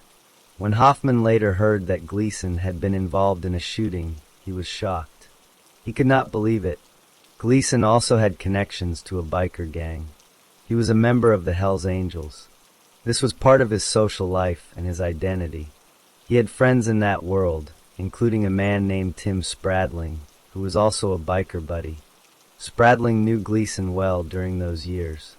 Despite his friendly appearance to some people, Gleason had a troubled inner life. He suffered from depression. He also had feelings of anxiety and paranoia. These mental health problems were not new. He had multiple suicide attempts over the years. In July 1998, he was admitted to John Umstead Hospital in Butner, North Carolina, after he took an overdose. He was placed in a hospital for mental health care. Gleason also had a family. He had children, including 2 young sons. However, he was not present in their lives as a father. He was absent for much of their upbringing. This was something he thought about later, but at this time in his life, he was not a steady or reliable parent. Professionally, he was skilled and respected. Personally, he was charming to some and troubled underneath. He was described by people who dealt with him later as very intelligent and highly manipulative. He could read people well. He knew how to get information about others and use it. But in his everyday life before prison, he was seen by friends as just a talented tattoo artist who was fun to be around. His life moved forward without a clear direction. He had his art, his gang ties, his substance abuse, and his mental health struggles. He drifted from place to place. He had relationships and children, but he was not a stable presence. He continued to struggle with his inner demons while presenting a calm face to those around him. This was the man Robert Gleason was before the major events of his later life. He was a talented artist with a dark side that he mostly kept hidden from his friends. He was also a man with a long history of personal problems that he had never fully solved. Gleason's life took a sharp turn in 2007. He was involved in a methamphetamine drug ring. This was a group that made and sold illegal drugs. The police and federal investigators were watching this drug ring. They were building a case against the people involved. One person in the ring was worried that another man would talk to the police. That man was Michael Kent Jamerson. Jamerson was a truck driver.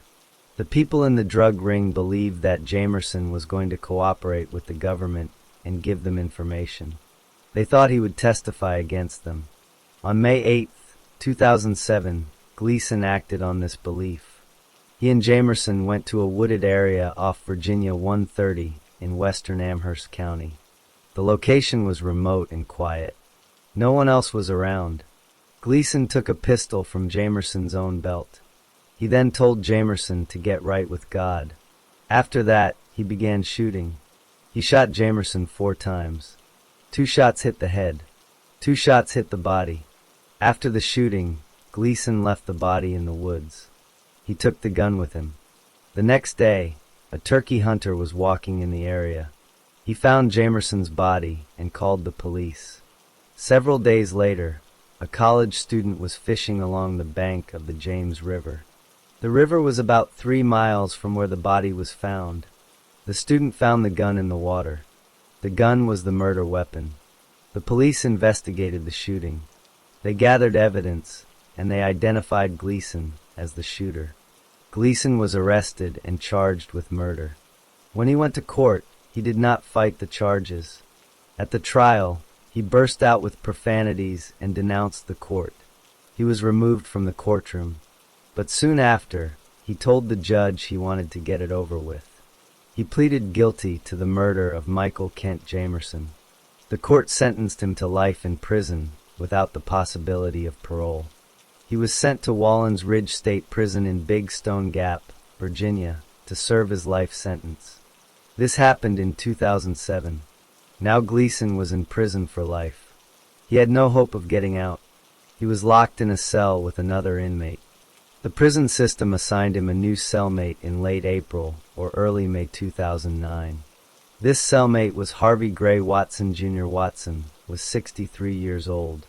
He was serving a 100-year sentence for a murder he committed in 1983. He had shot a man and wounded 2 others with a shotgun. Watson was also mentally impaired. He had problems with his mind. He acted in strange ways. He would sing nonsensical tunes all night long. He would shout curse words for no reason. He would drink his own urine. Other inmates would offer him cigarettes if he drank spoiled milk. Watson was a difficult person to share a small cell with. Gleason could not stand Watson. The cell was only about 8 feet by 10 feet. They were locked in together almost all the time. Watson's behavior drove Gleason crazy. Gleason asked the prison officials to move Watson to another cell. He told the counselors and the guards that he could not live with Watson. He warned them that if they did not move Watson, something bad would happen. The officials did not listen. They refused to move Watson. Gleason became frustrated. He believed the prison forced his hand. On May 8, 2009, exactly 2 years to the day after he killed Jamerson, Gleason decided to kill Watson. He planned it carefully. He waited until after the bed checks were done and the lights were out. It was past midnight. He took bed sheets and tore them into strips. He used the strips to tie Watson's hands and arms to his body.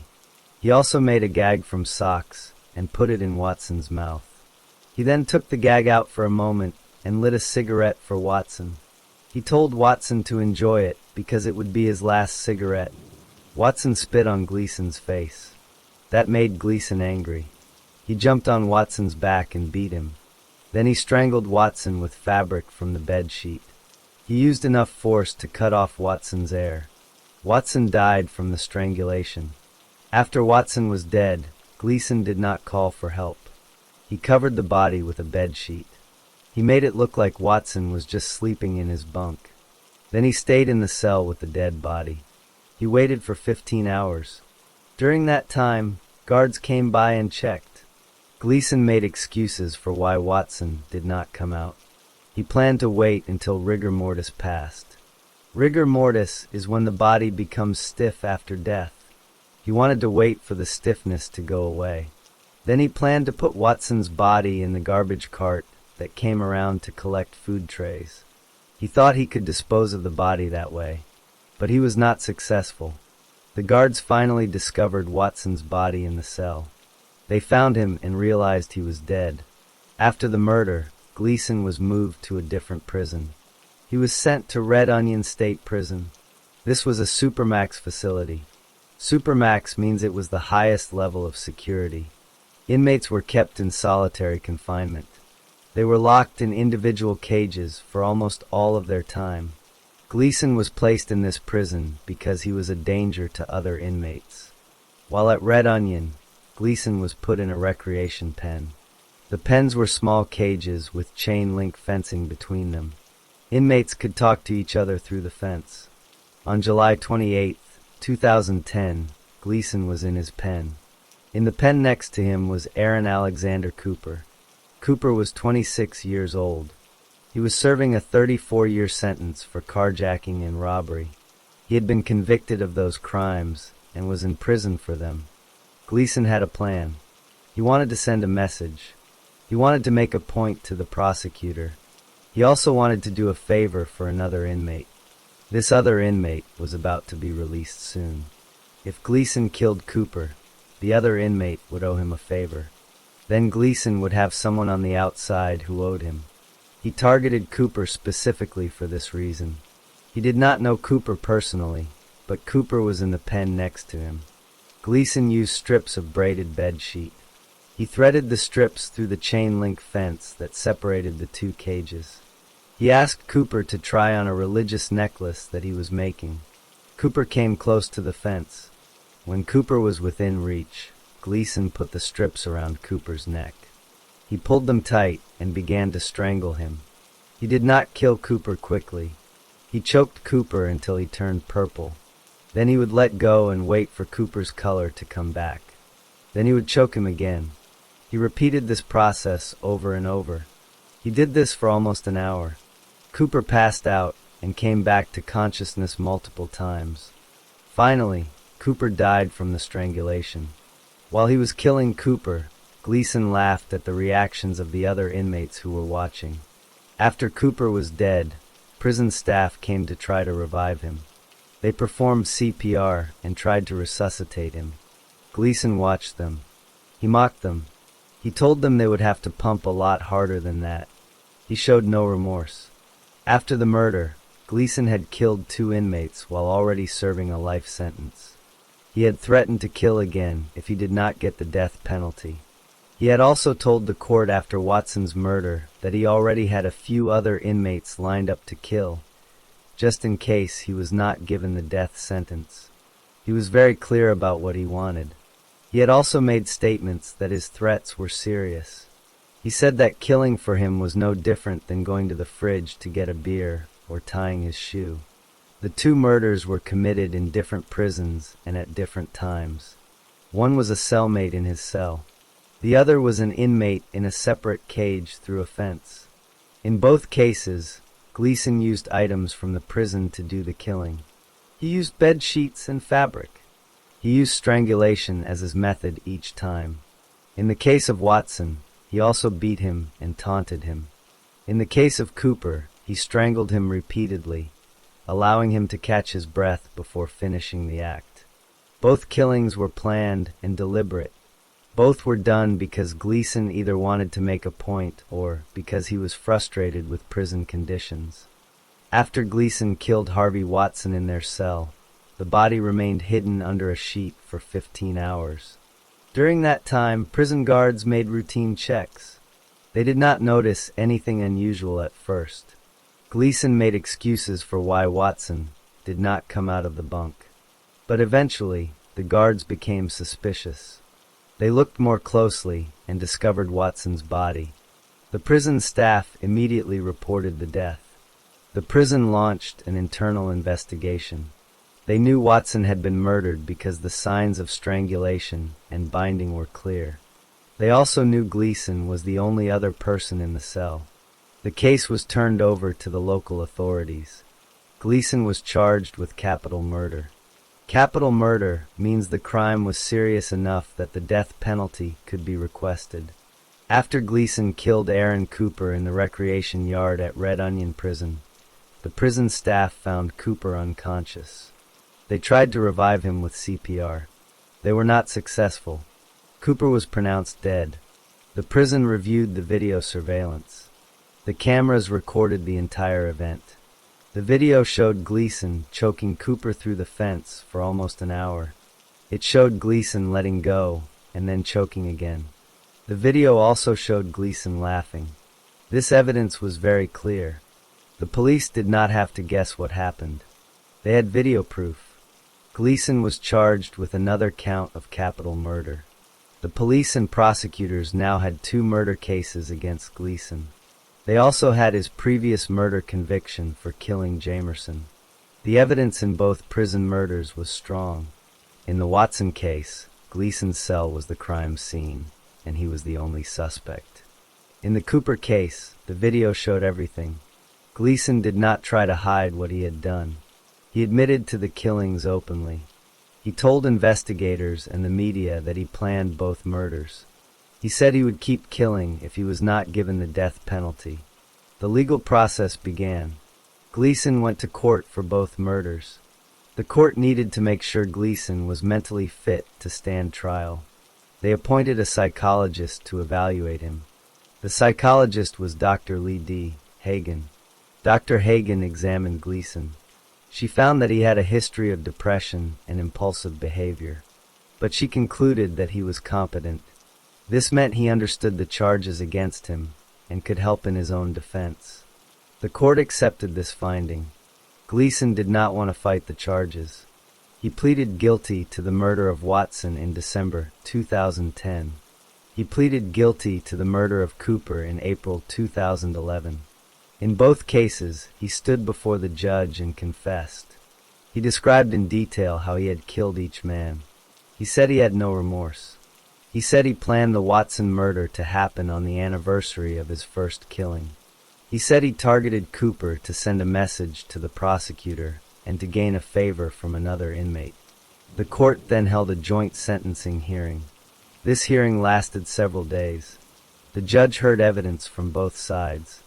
The prosecutors presented the facts of the murders. They showed how brutal and planned each killing was. Gleason represented himself during this hearing. He had standby lawyers to help him, but he made his own decisions. He did not ask for mercy. He told the court he wanted the death penalty. He said that if he was not sentenced to death, he would find a way to kill again. He even told the judge that he had other inmates lined up to kill. The judge had to decide the punishment. In Virginia, the death penalty can be given if the crime shows vileness or future dangerousness. Vileness means the crime was especially cruel or depraved. Future dangerousness means the person is likely to commit more violent acts in the future. The judge found both factors proven beyond a reasonable doubt. The judge also found that there were no strong reasons to reduce the punishment.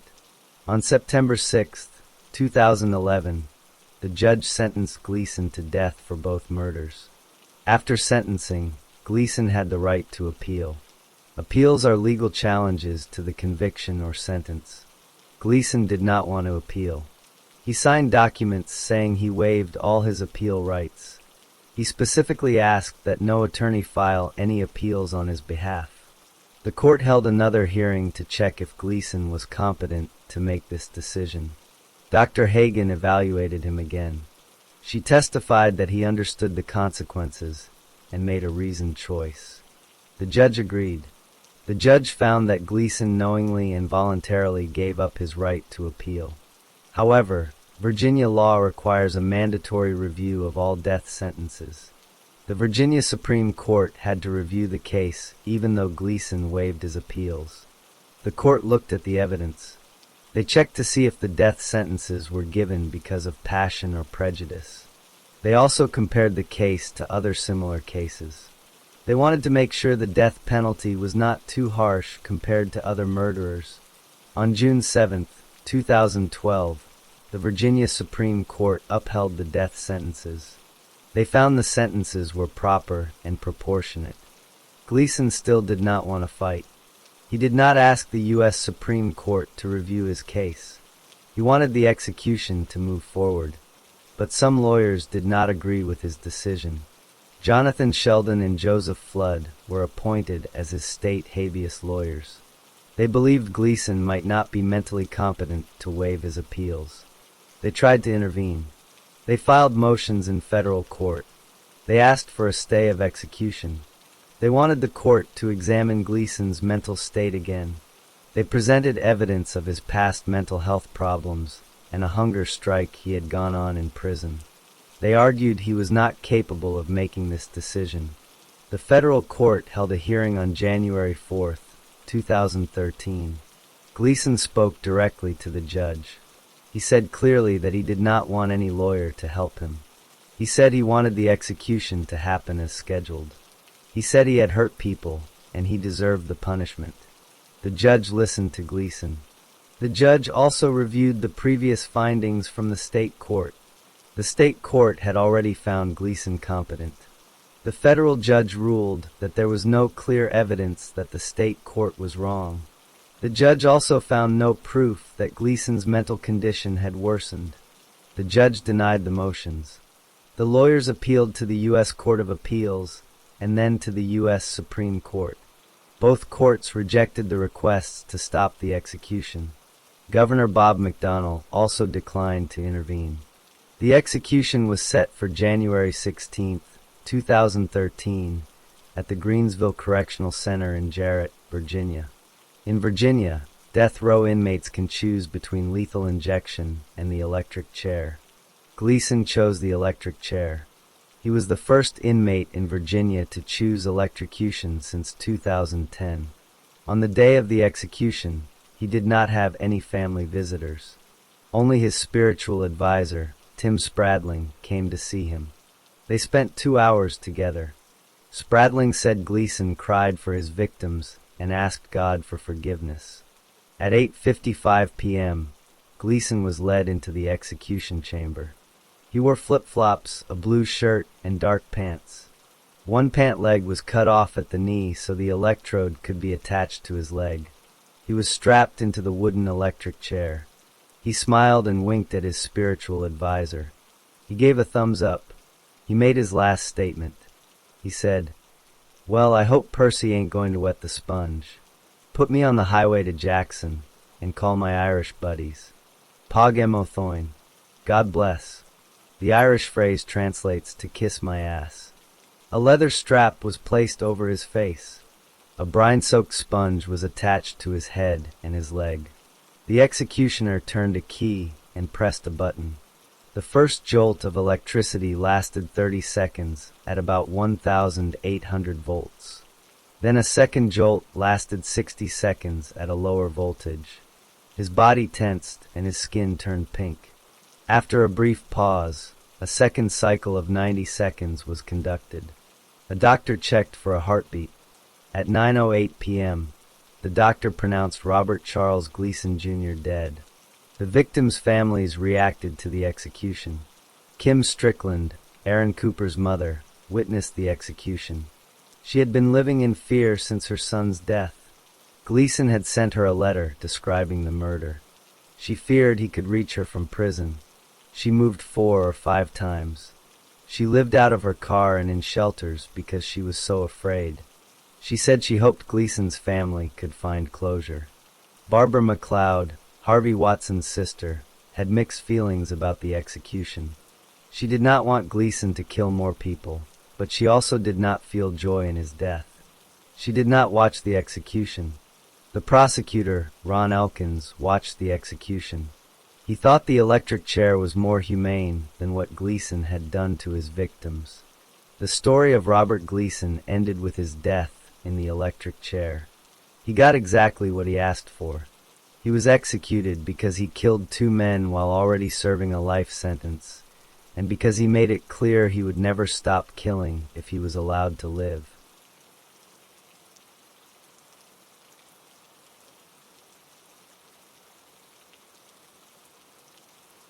Story 5.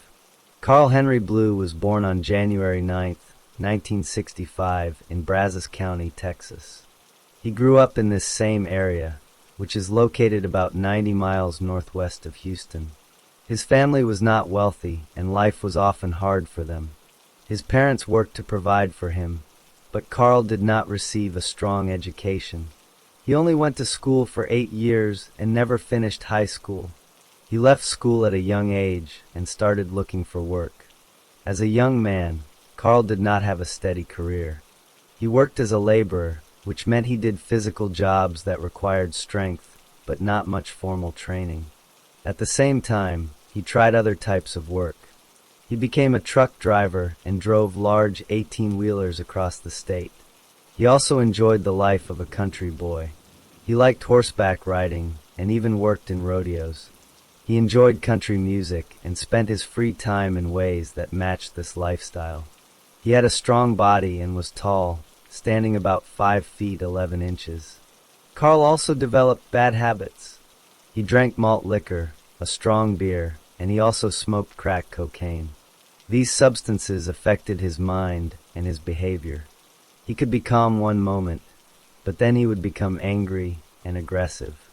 He did not have good control over his temper. His anger often came out in his relationships with women. Throughout his early adult life, Carl had several girlfriends. He did not treat them well. He had a pattern of violence toward the women he dated. One woman later reported that Carl sexually assaulted her. He also threatened to kill her and broke into her house without permission. Another woman told a similar story. She said that Carl beat her with his fists and kicked her. The worst incident happened when she was 8 months pregnant with his child. He beat her at that time. He also took a gun, cocked it, put it to her head, and threatened to kill her. There were other times when he hit her face and jaw so hard that she could not eat afterward. This pattern of violence was not hidden. People around him knew that he could be dangerous with his girlfriends. Carl did not only have problems with women, he also had trouble with police. He did not respect their authority. When officers tried to arrest him or detain him, he would resist. He would struggle with them and try to kick them. In other situations, he would simply run away when police tried to stop him. As a result, he had 2 misdemeanor convictions. One was for evading arrest, and the other was for resisting arrest. These were not major crimes, but they showed that he did not follow the rules of society, and that he did not think he had to obey police officers. In early 1994, Carl started a relationship with a woman named Carmen Richard Sanders. She was 38 years old, and she lived in College Station, which was close to Bryan. They did not date for a long time. They lived together for only 4 or 5 months in the first part of 1994. However, their relationship was not peaceful. It was filled with arguments and fights. The tension between them was constant. Carl's anger did not go away, and Carmen did not feel safe with him. The violence extended beyond their private fights. At one family reunion, Carl actually broke Carmen's nose during an argument. After that incident, he made a threat to her. He told her, "If you ever mess off on me, I'll kill you." He also threatened to beat her sister. These were not empty words to Carmen. She knew he had a history of violence and that he was capable of hurting her badly. Because of his behavior, Carmen decided to end the relationship. She broke up with Carl sometime around early summer, which was June or July of 1994. After they separated, Carmen moved into her own apartment in College Station. She wanted to start her life over and get away from Carl's anger. She did not want to be around him anymore. Carl, however, did not accept the breakup calmly. He was filled with jealousy and resentment. He could not stand the idea that she had left him. After Carmen moved out, Carl began to show up at her new apartment without being invited. He did not have permission to enter. He came uninvited one day, and he told Carmen's brother, who was visiting her, "I love her, but I'll kill her." These words were a clear warning of what was inside Carl's mind. He was not moving on from the relationship. Instead, he was holding on to his anger and his need for revenge. He felt that Carmen belonged to him, and her leaving was a personal insult. During this time, Carmen started to see another man named Lawrence Williams. They were not a serious couple yet, but they were spending time together and going on dates. Carl knew about this. He found out that Carmen was seeing someone else, and this made his jealousy even worse. He could not accept that she was moving on with another man. One evening, about a week before the final event, Carl went to Carmen's apartment again. Lawrence Williams was also there. Carmen and Lawrence had plans to go out to dinner. But when Carl showed up, Carmen asked Lawrence to drive Carl back to Bryan, where Carl lived. Lawrence agreed, and he drove Carl to his place. During that car ride, Carl seemed very angry. He asked Lawrence if he and Carmen were messing around. Lawrence said they were just friends. But Carl did not believe him. When they arrived at Carl's place, Carl made a very disturbing statement. He said, "Well, man, I'll go and buy me some gas and burn down that apartment and whoever's in there." These words were spoken out loud, and they showed exactly what Carl was thinking about.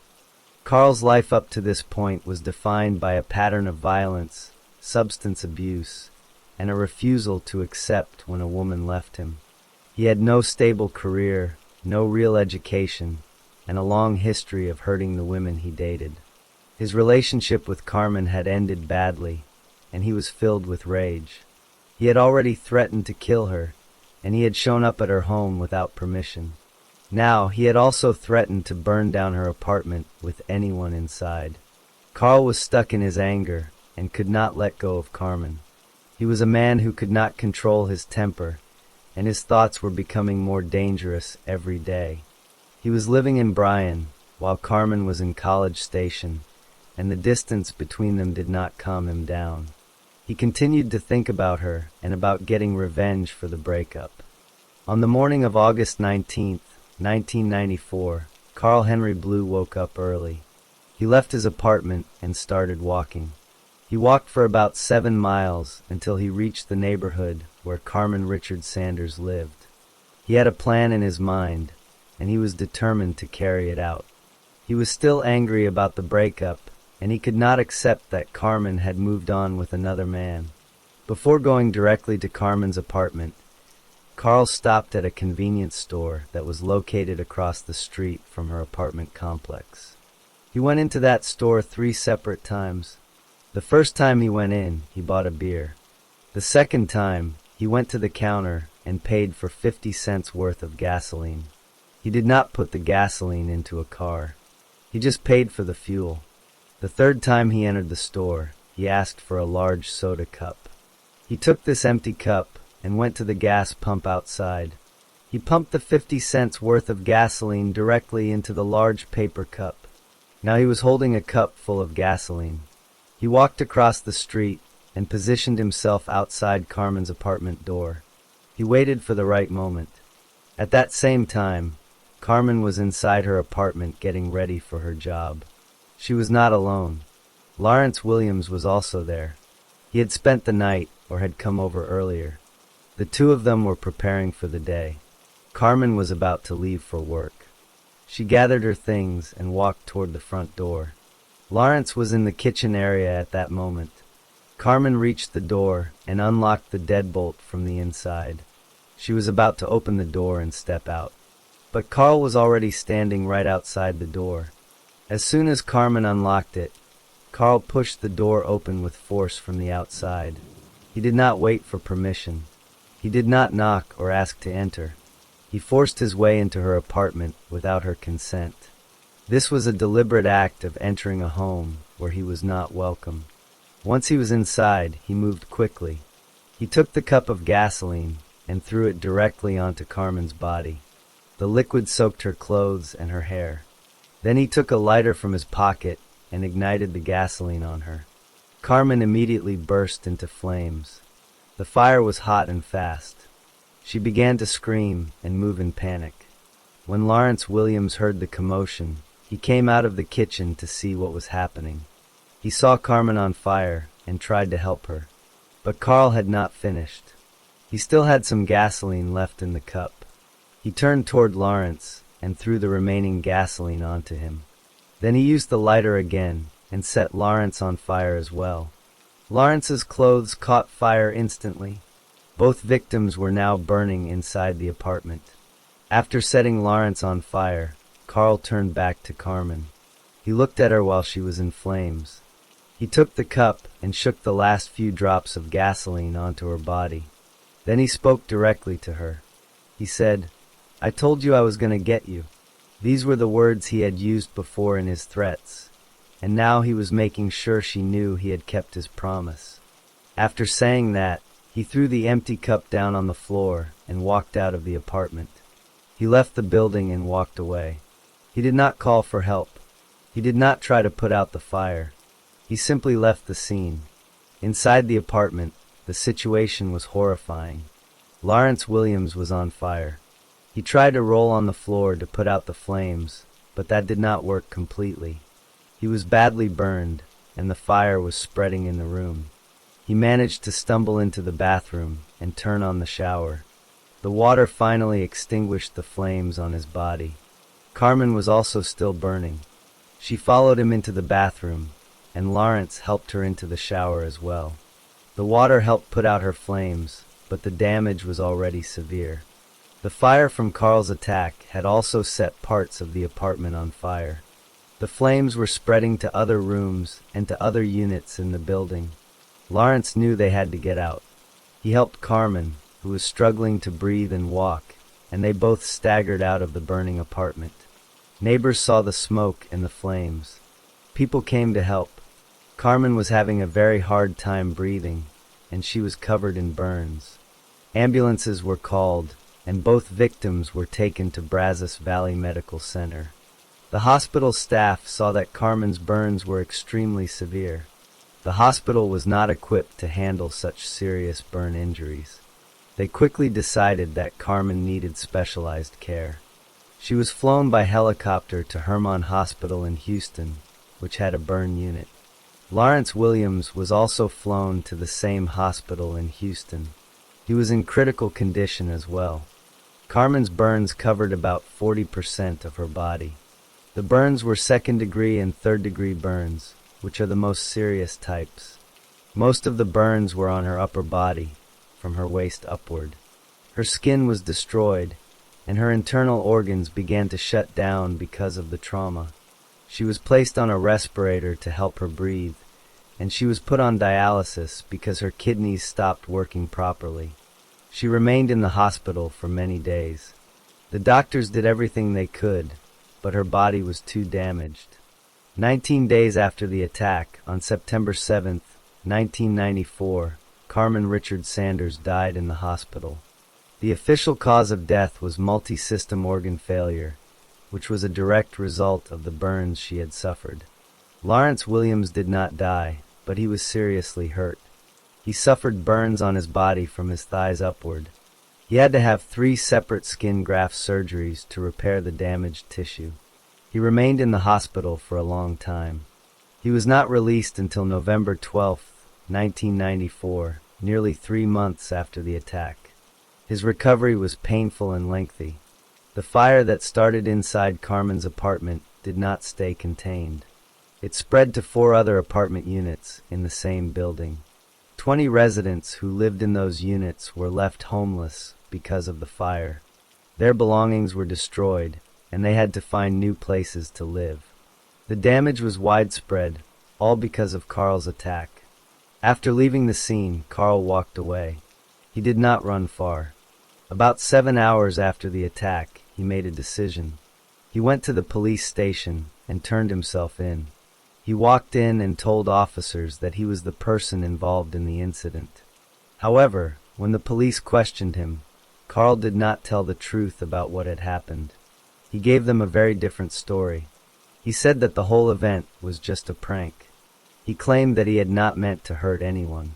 He told the police that he had thrown the gasoline as a joke, and that Carmen had accidentally caught fire because she was lighting a cigarette at the exact moment the gasoline hit her. He said that he did not intend for anyone to get burned and that her death was an accident. He also admitted that he had been drinking malt liquor and smoking crack cocaine before the attack. He said he was scared after it happened, which was why he ran away at first. The police did not accept his story.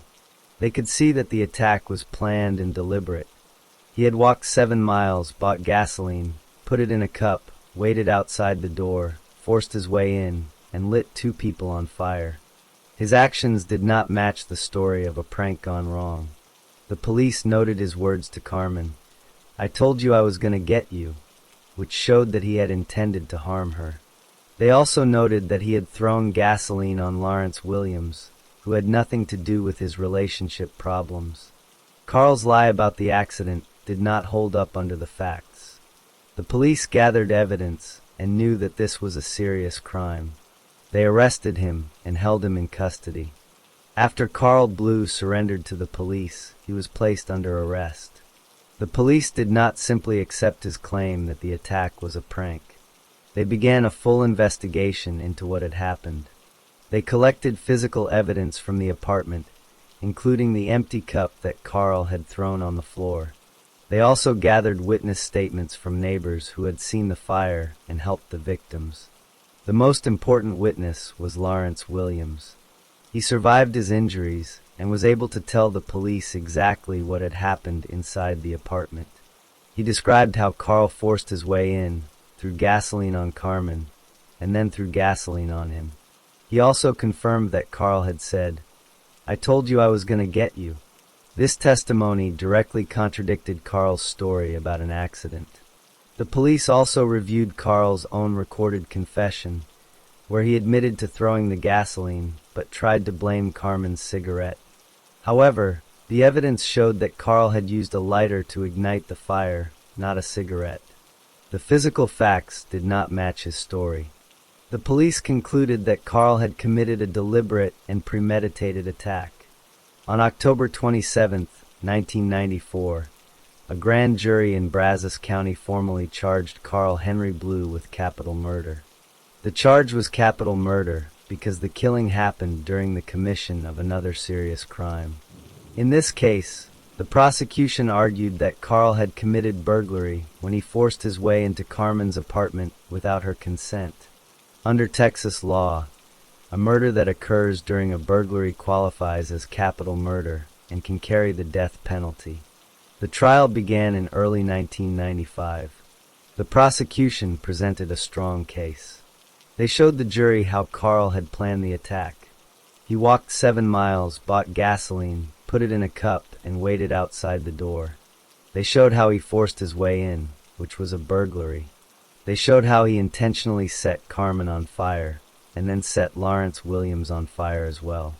They presented the medical evidence that Carmen had suffered severe burns over 40% of her body and died 19 days later. Lawrence Williams also testified in court, describing the attack from his own perspective. He was badly scarred from his burns, and his presence in the courtroom was powerful evidence of what Carl had done. Carl's own confession was played for the jury, but they could see that his story of an accident was false.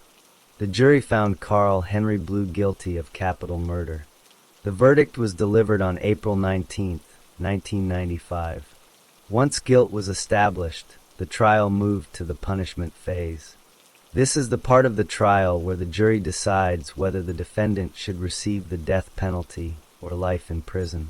The prosecution presented evidence to show that Carl would be a future danger to society. They pointed to his history of violence toward women, which had already been described during the trial. The jury was instructed to consider whether there was a probability that Carl would commit violent acts in the future. They were also instructed to consider any mitigating evidence, which means any evidence that might reduce his moral blameworthiness. After deliberation, the jury answered the special questions in a way that required the death penalty. On April 19, 1995, the judge sentenced Carl Henry Blue to death. Carl did not accept this sentence. He began a long series of appeals. His lawyers filed a direct appeal to the Texas Court of Criminal Appeals, which is the highest court for criminal cases in Texas. On December 4, 1996, that court affirmed his conviction and sentence. This meant the court found no errors that would require a new trial or a new sentence. Carl then filed a state habeas corpus petition, which is a request to challenge the legality of his imprisonment. On January 13, 1999, that petition was denied. The case seemed to be moving toward execution. However, in 1999, a major development occurred. The Texas Attorney General, John Cornyn, disclosed that a psychologist named Dr. Walter Quijano had testified in several Texas death penalty cases, including Carl's case, that black and Hispanic defendants were more likely to be future dangers to society because of their race. This kind of testimony was improper. It introduced racial bias into the sentencing process. Carl's case was one of those affected. Based on this disclosure, a federal district court in Houston reviewed Carl's case. On December 4, 2000, that court vacated Carl's death sentence. The court ruled that the use of racially biased testimony had violated Carl's rights. The court ordered the state of Texas to conduct a new punishment hearing. Carl's conviction for capital murder still stood, but he would get a new trial on whether he should receive the death penalty or life in prison. The new punishment hearing took place in October 2001. The prosecution once again presented evidence of Carl's violent past and the brutal nature of the crime.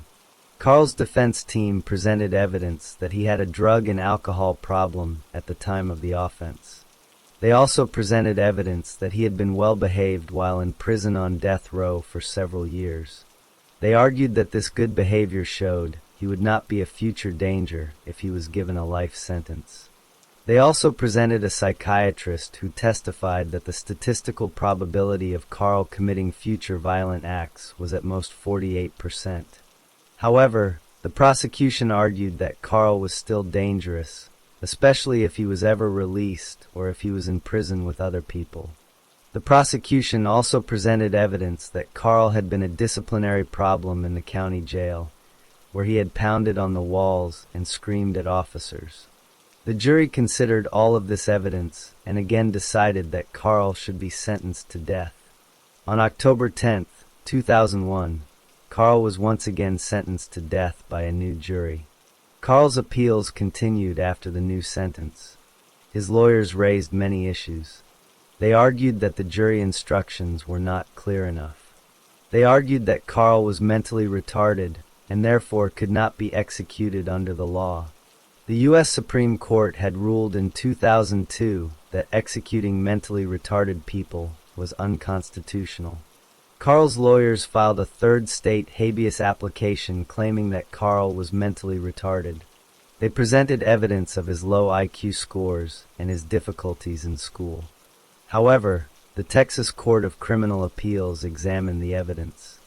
They found that Carl had not made a sufficient showing of mental retardation. His IQ scores were in the range of 75 to 80, which was above the cutoff that Texas courts used for a mental retardation diagnosis. They also noted that there was a lack of evidence showing significant limitations in adaptive functioning, which means the daily life skills needed to function in society. On March 7, 2007, the court dismissed this claim. Carl also filed a federal habeas petition in the U.S. District Court for the Southern District of Texas. That court denied his petition on August 19, 2010. He then appealed to the Fifth Circuit Court of Appeals. On December 22, 2011, the Fifth Circuit rejected his appeal. Carl then asked the U.S. Supreme Court to review his case, but the Supreme Court denied his request on October 1, 2012. This was Carl's last legal option. All appeals had been exhausted. After the Supreme Court denied review, the state of Texas moved forward with the execution. The trial court set the execution date for February 21, 2013. Carl spent his final days making phone calls to family and friends. He spoke to his mother and father. He also spoke to a woman in England named Jan McDonnell, who had become his pen pal and whom he considered a close friend. He told her he was not afraid and that he was ready to go. He also expressed remorse for what he had done. On the evening of February 21, 2013, Carl was taken to the execution chamber in Huntsville, Texas. He was strapped to a gurney. Witnesses were present in separate viewing rooms. Carmen Richards Sanders' daughter, Torella Richards, was in one of the witness rooms. She had been only 7 years old when her mother was killed. She had waited many years for this moment. Carl's parents were in another room, watching through a window. Before the lethal injection was administered, Carl was given the opportunity to make a final statement. He spoke for several minutes. He addressed everyone in the room. He said, "I'm talking to each and every soul in this building, in this room. Get your life right. I don't hate nobody. You're doing what you think is your job. God's law is above this law." Then he turned to Torella Richards and said, "Hi, Terry. I love you. I never meant to hurt your mama. If I could change that, I would. I hope you can forgive me." He then expressed love to his parents, who were watching from another room. He also mentioned his own children. He had a 25-year-old daughter and a 24-year-old son, but they did not attend the execution. He said, "Tell my baby's daddy will be looking down on them from heaven." He then added, "I did something wrong, and now I'm paying the ultimate justice. It may be crooked justice, but I forgive these people. So y'all hang on, cowboy up. I'm fixing to ride, and Jesus is my vehicle." After his statement, the lethal injection was started. As the drugs began to flow, Carl took several deep breaths. He said to Torella, "I feel it, baby." He said the word love, and then lost consciousness. The prison staff monitored his vital signs. At 6:56 p.m. on February 21, 2013, Carl Henry Blue was pronounced dead. After the execution, Torella Richards spoke to the media. She said, "I can move on with my life. My journey has ended today." She had finally seen justice for her mother. Carl's mother, Joan Gooden, broke down in tears as she watched her son die. Carl was buried in a cowboy hat and boots, as he had requested. He did not want to wear a suit, because he said he was not going to a wedding. Instead, he wanted to be remembered as a country boy. Carmen Richards Sanders' death had been avenged under the law. Lawrence Williams, who had survived the attack, had testified at trial and had lived with his scars. The fire that Carl had set had destroyed 4 other apartments and left 20 residents homeless, but those families rebuilt their lives. The case was finally closed. Carl Henry Blue was the first person executed in Texas in 2013. He was the 493rd person executed in Texas since the death penalty was reinstated in the United States in 1976. His execution marked the end of a long legal process that had started nearly 19 years earlier, when he walked 7 miles with a cup of gasoline and made a choice that destroyed many lives, including his own. The story of Carl Henry Blue ends with his final breath in the execution chamber on February 21, 2013, while the daughter of the woman he killed watched him die, finally able to close that painful chapter of her life.